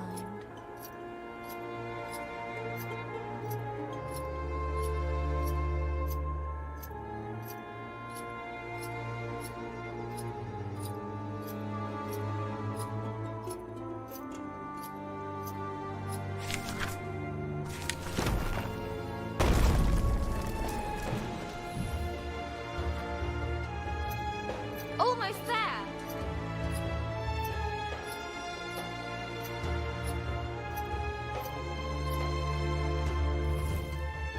Let me through and let's finish this.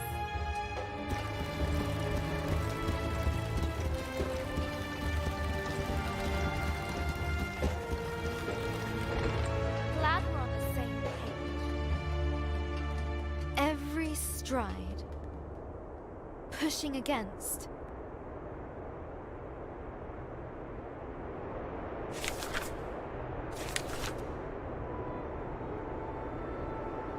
Storm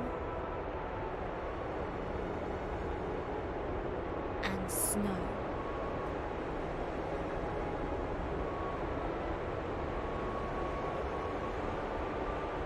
Defiant. unwavering.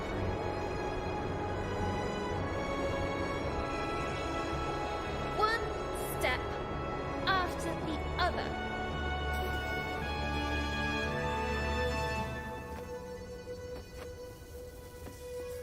That's Bo. That's where I last saw... Lump! Human! How are you here? Not sure. I'm so glad to see you. After I left you, I felt terrible. I never should have let you stay behind. Lump, see how far you come. You've grown big. Lump did right thing. Don't go! Have to, Grace.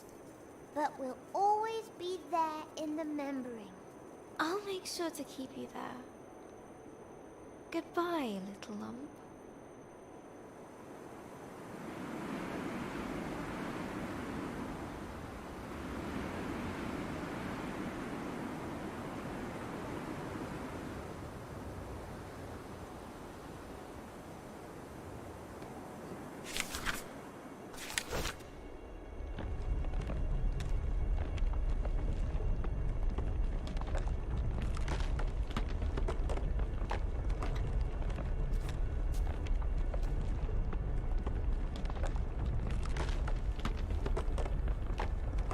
Hello, dragon.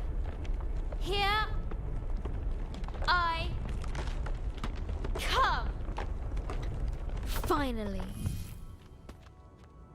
Grace readied herself for a confrontation.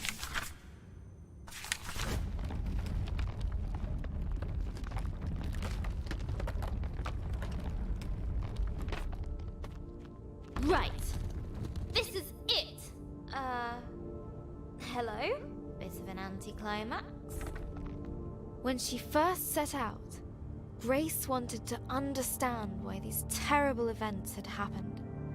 But now she realized that, regardless of how her adventure ended, the journey had forever changed her.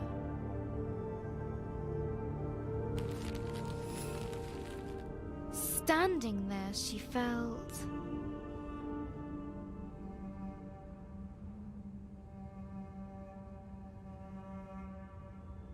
reflective. Every choice, every hardship, and every challenge had been leading to this. No moment was wasted. It was a life lived, and it was hers. Come forth, dragon. Every twist and turn of my journey has led me to you.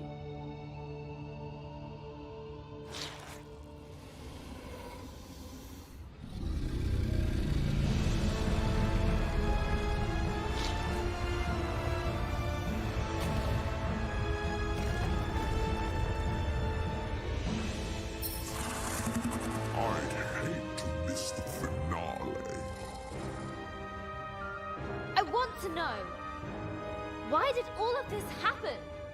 Why did you do this? Why?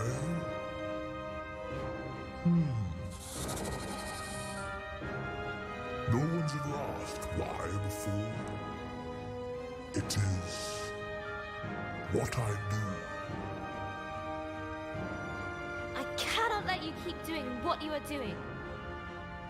You cannot win this battle. Begone!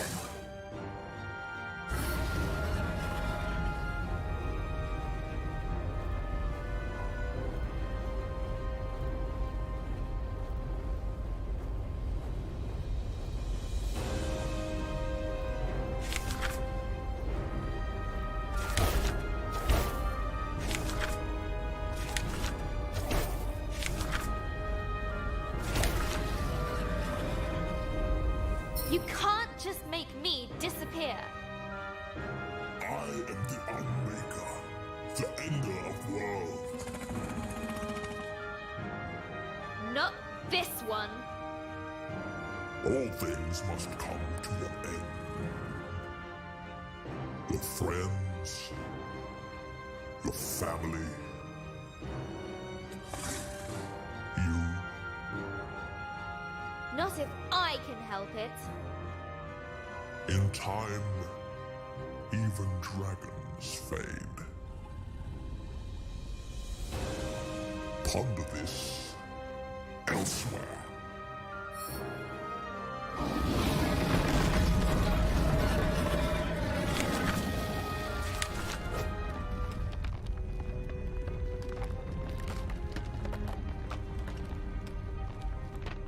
One person can make a difference. I know that now. You have been reading the wrong stories, little one. Sometimes things just end.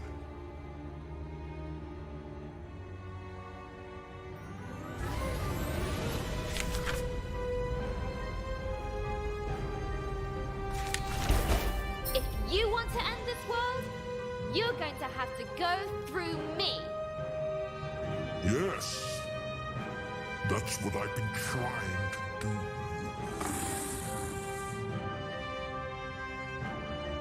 Ha! The great dragon stumped by a little girl. You can't hurt me, and I can't hurt you. And what is your solution, little one? I'm not sure. Maybe just talk it out?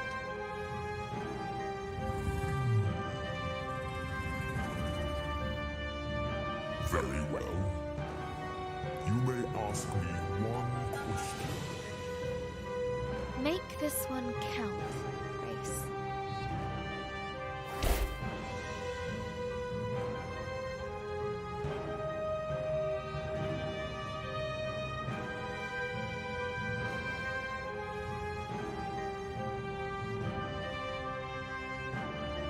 Estoria.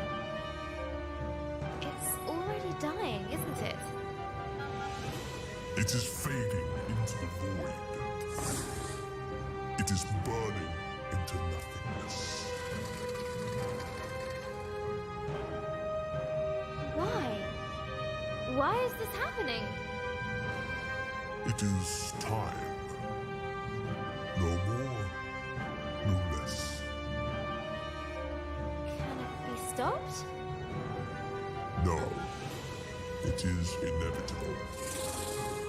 The wheel turns, the cycle continues. You have had your one question. I have work to do.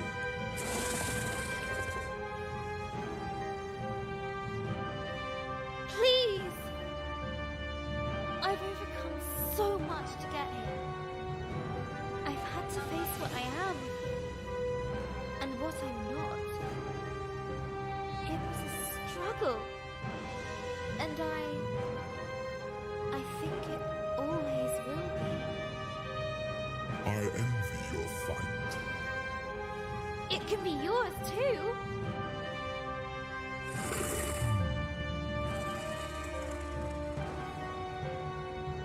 You can change things.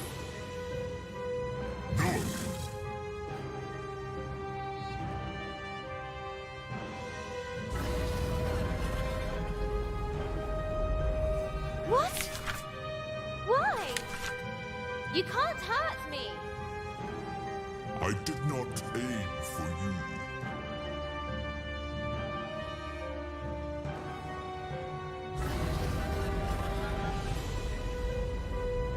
Some things are not to be changed.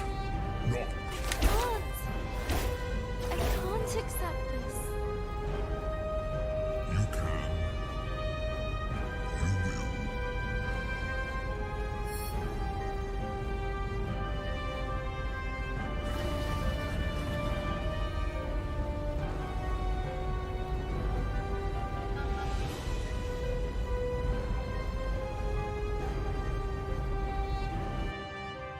Learn to dream again.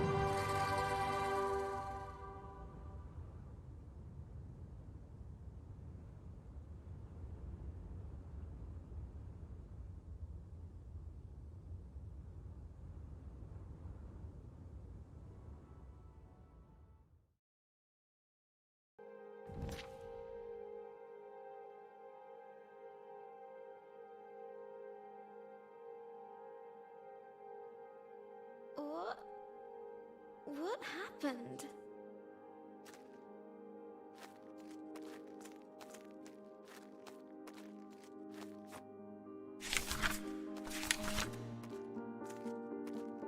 It's all gone, I'm afraid.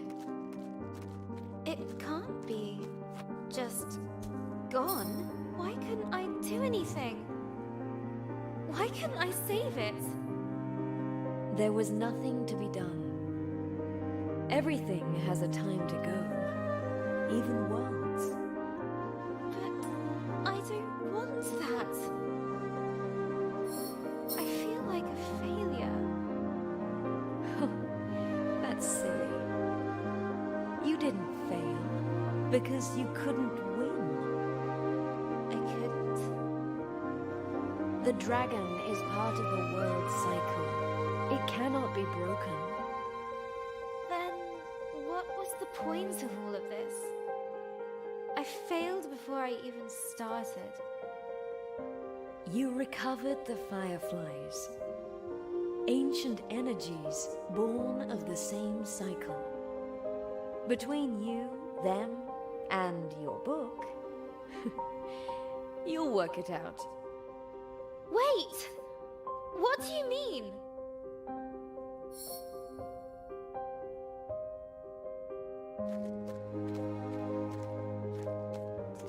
Come back! Please come back.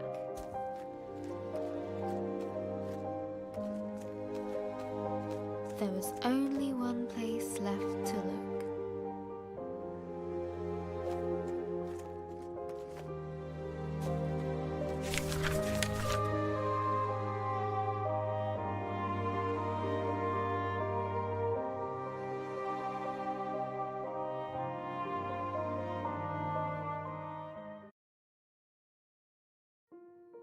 Estoria was gone, but the fireflies still remained, waiting for a new beginning. You're rebuilding the world, aren't you? And you're starting with my memories.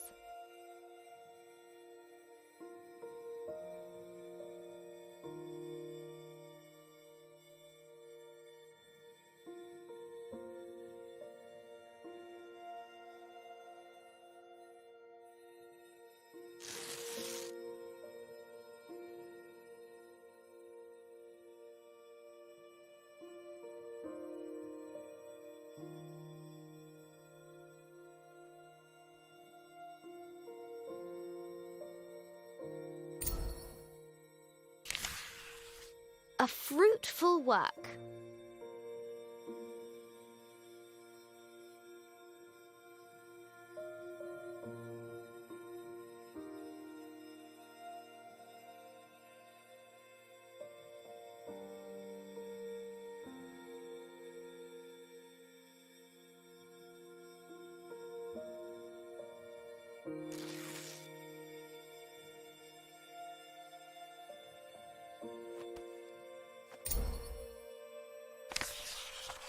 A remembrance of home.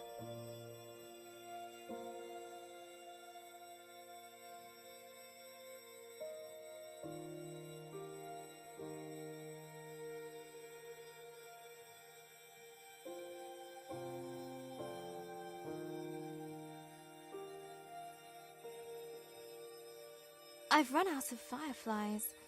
We're stuck. There's still something missing.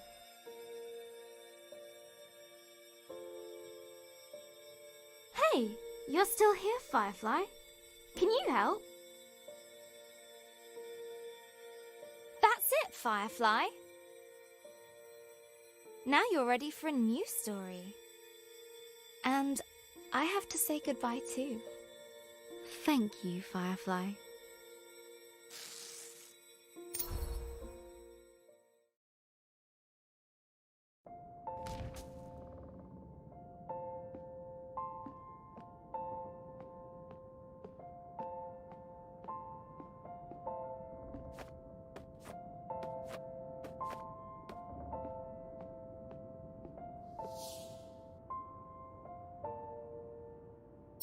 I never thought I'd see you again.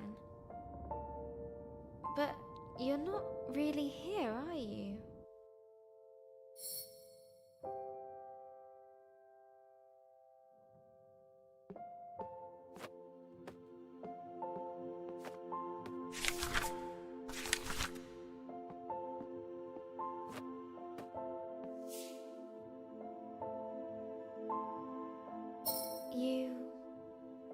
You didn't make it.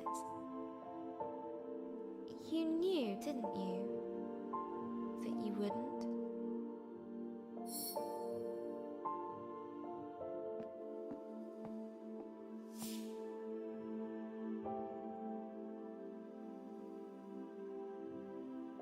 That's why the Firefly came to me.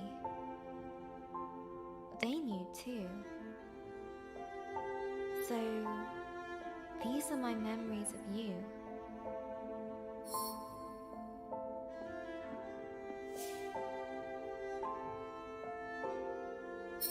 That's where you live now, isn't it? Within me. I'll hold you close. I'll take you with me.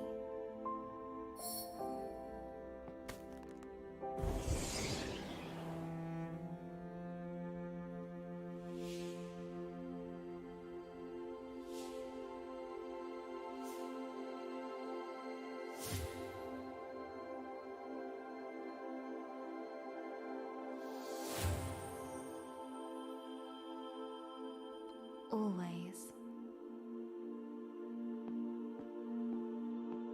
Let's see what adventures lie ahead.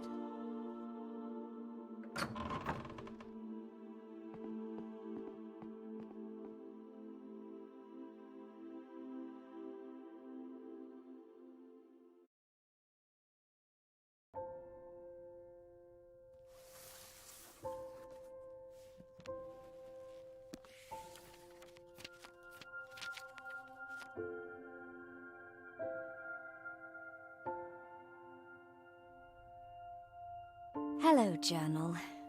Reading these dusty pages makes me feel old. I reread them so many times as a kid, taking myself back to those dark moments, reassuring myself it would all be okay. That helped. You helped. I still miss Gran every day. Sometimes I hear her laugh in the back of my mind. Abby reminds me of her. Insatiably curious and fiercely independent. I hope she never loses that. Mum's coming to live with us for a bit. I hope her and Abby are going to make some memories of their own. They're already both obsessed with cat videos and Instasnap. Abby's birthday is coming up. Maybe I'll get her a journal of her own. She says she wants to be a writer.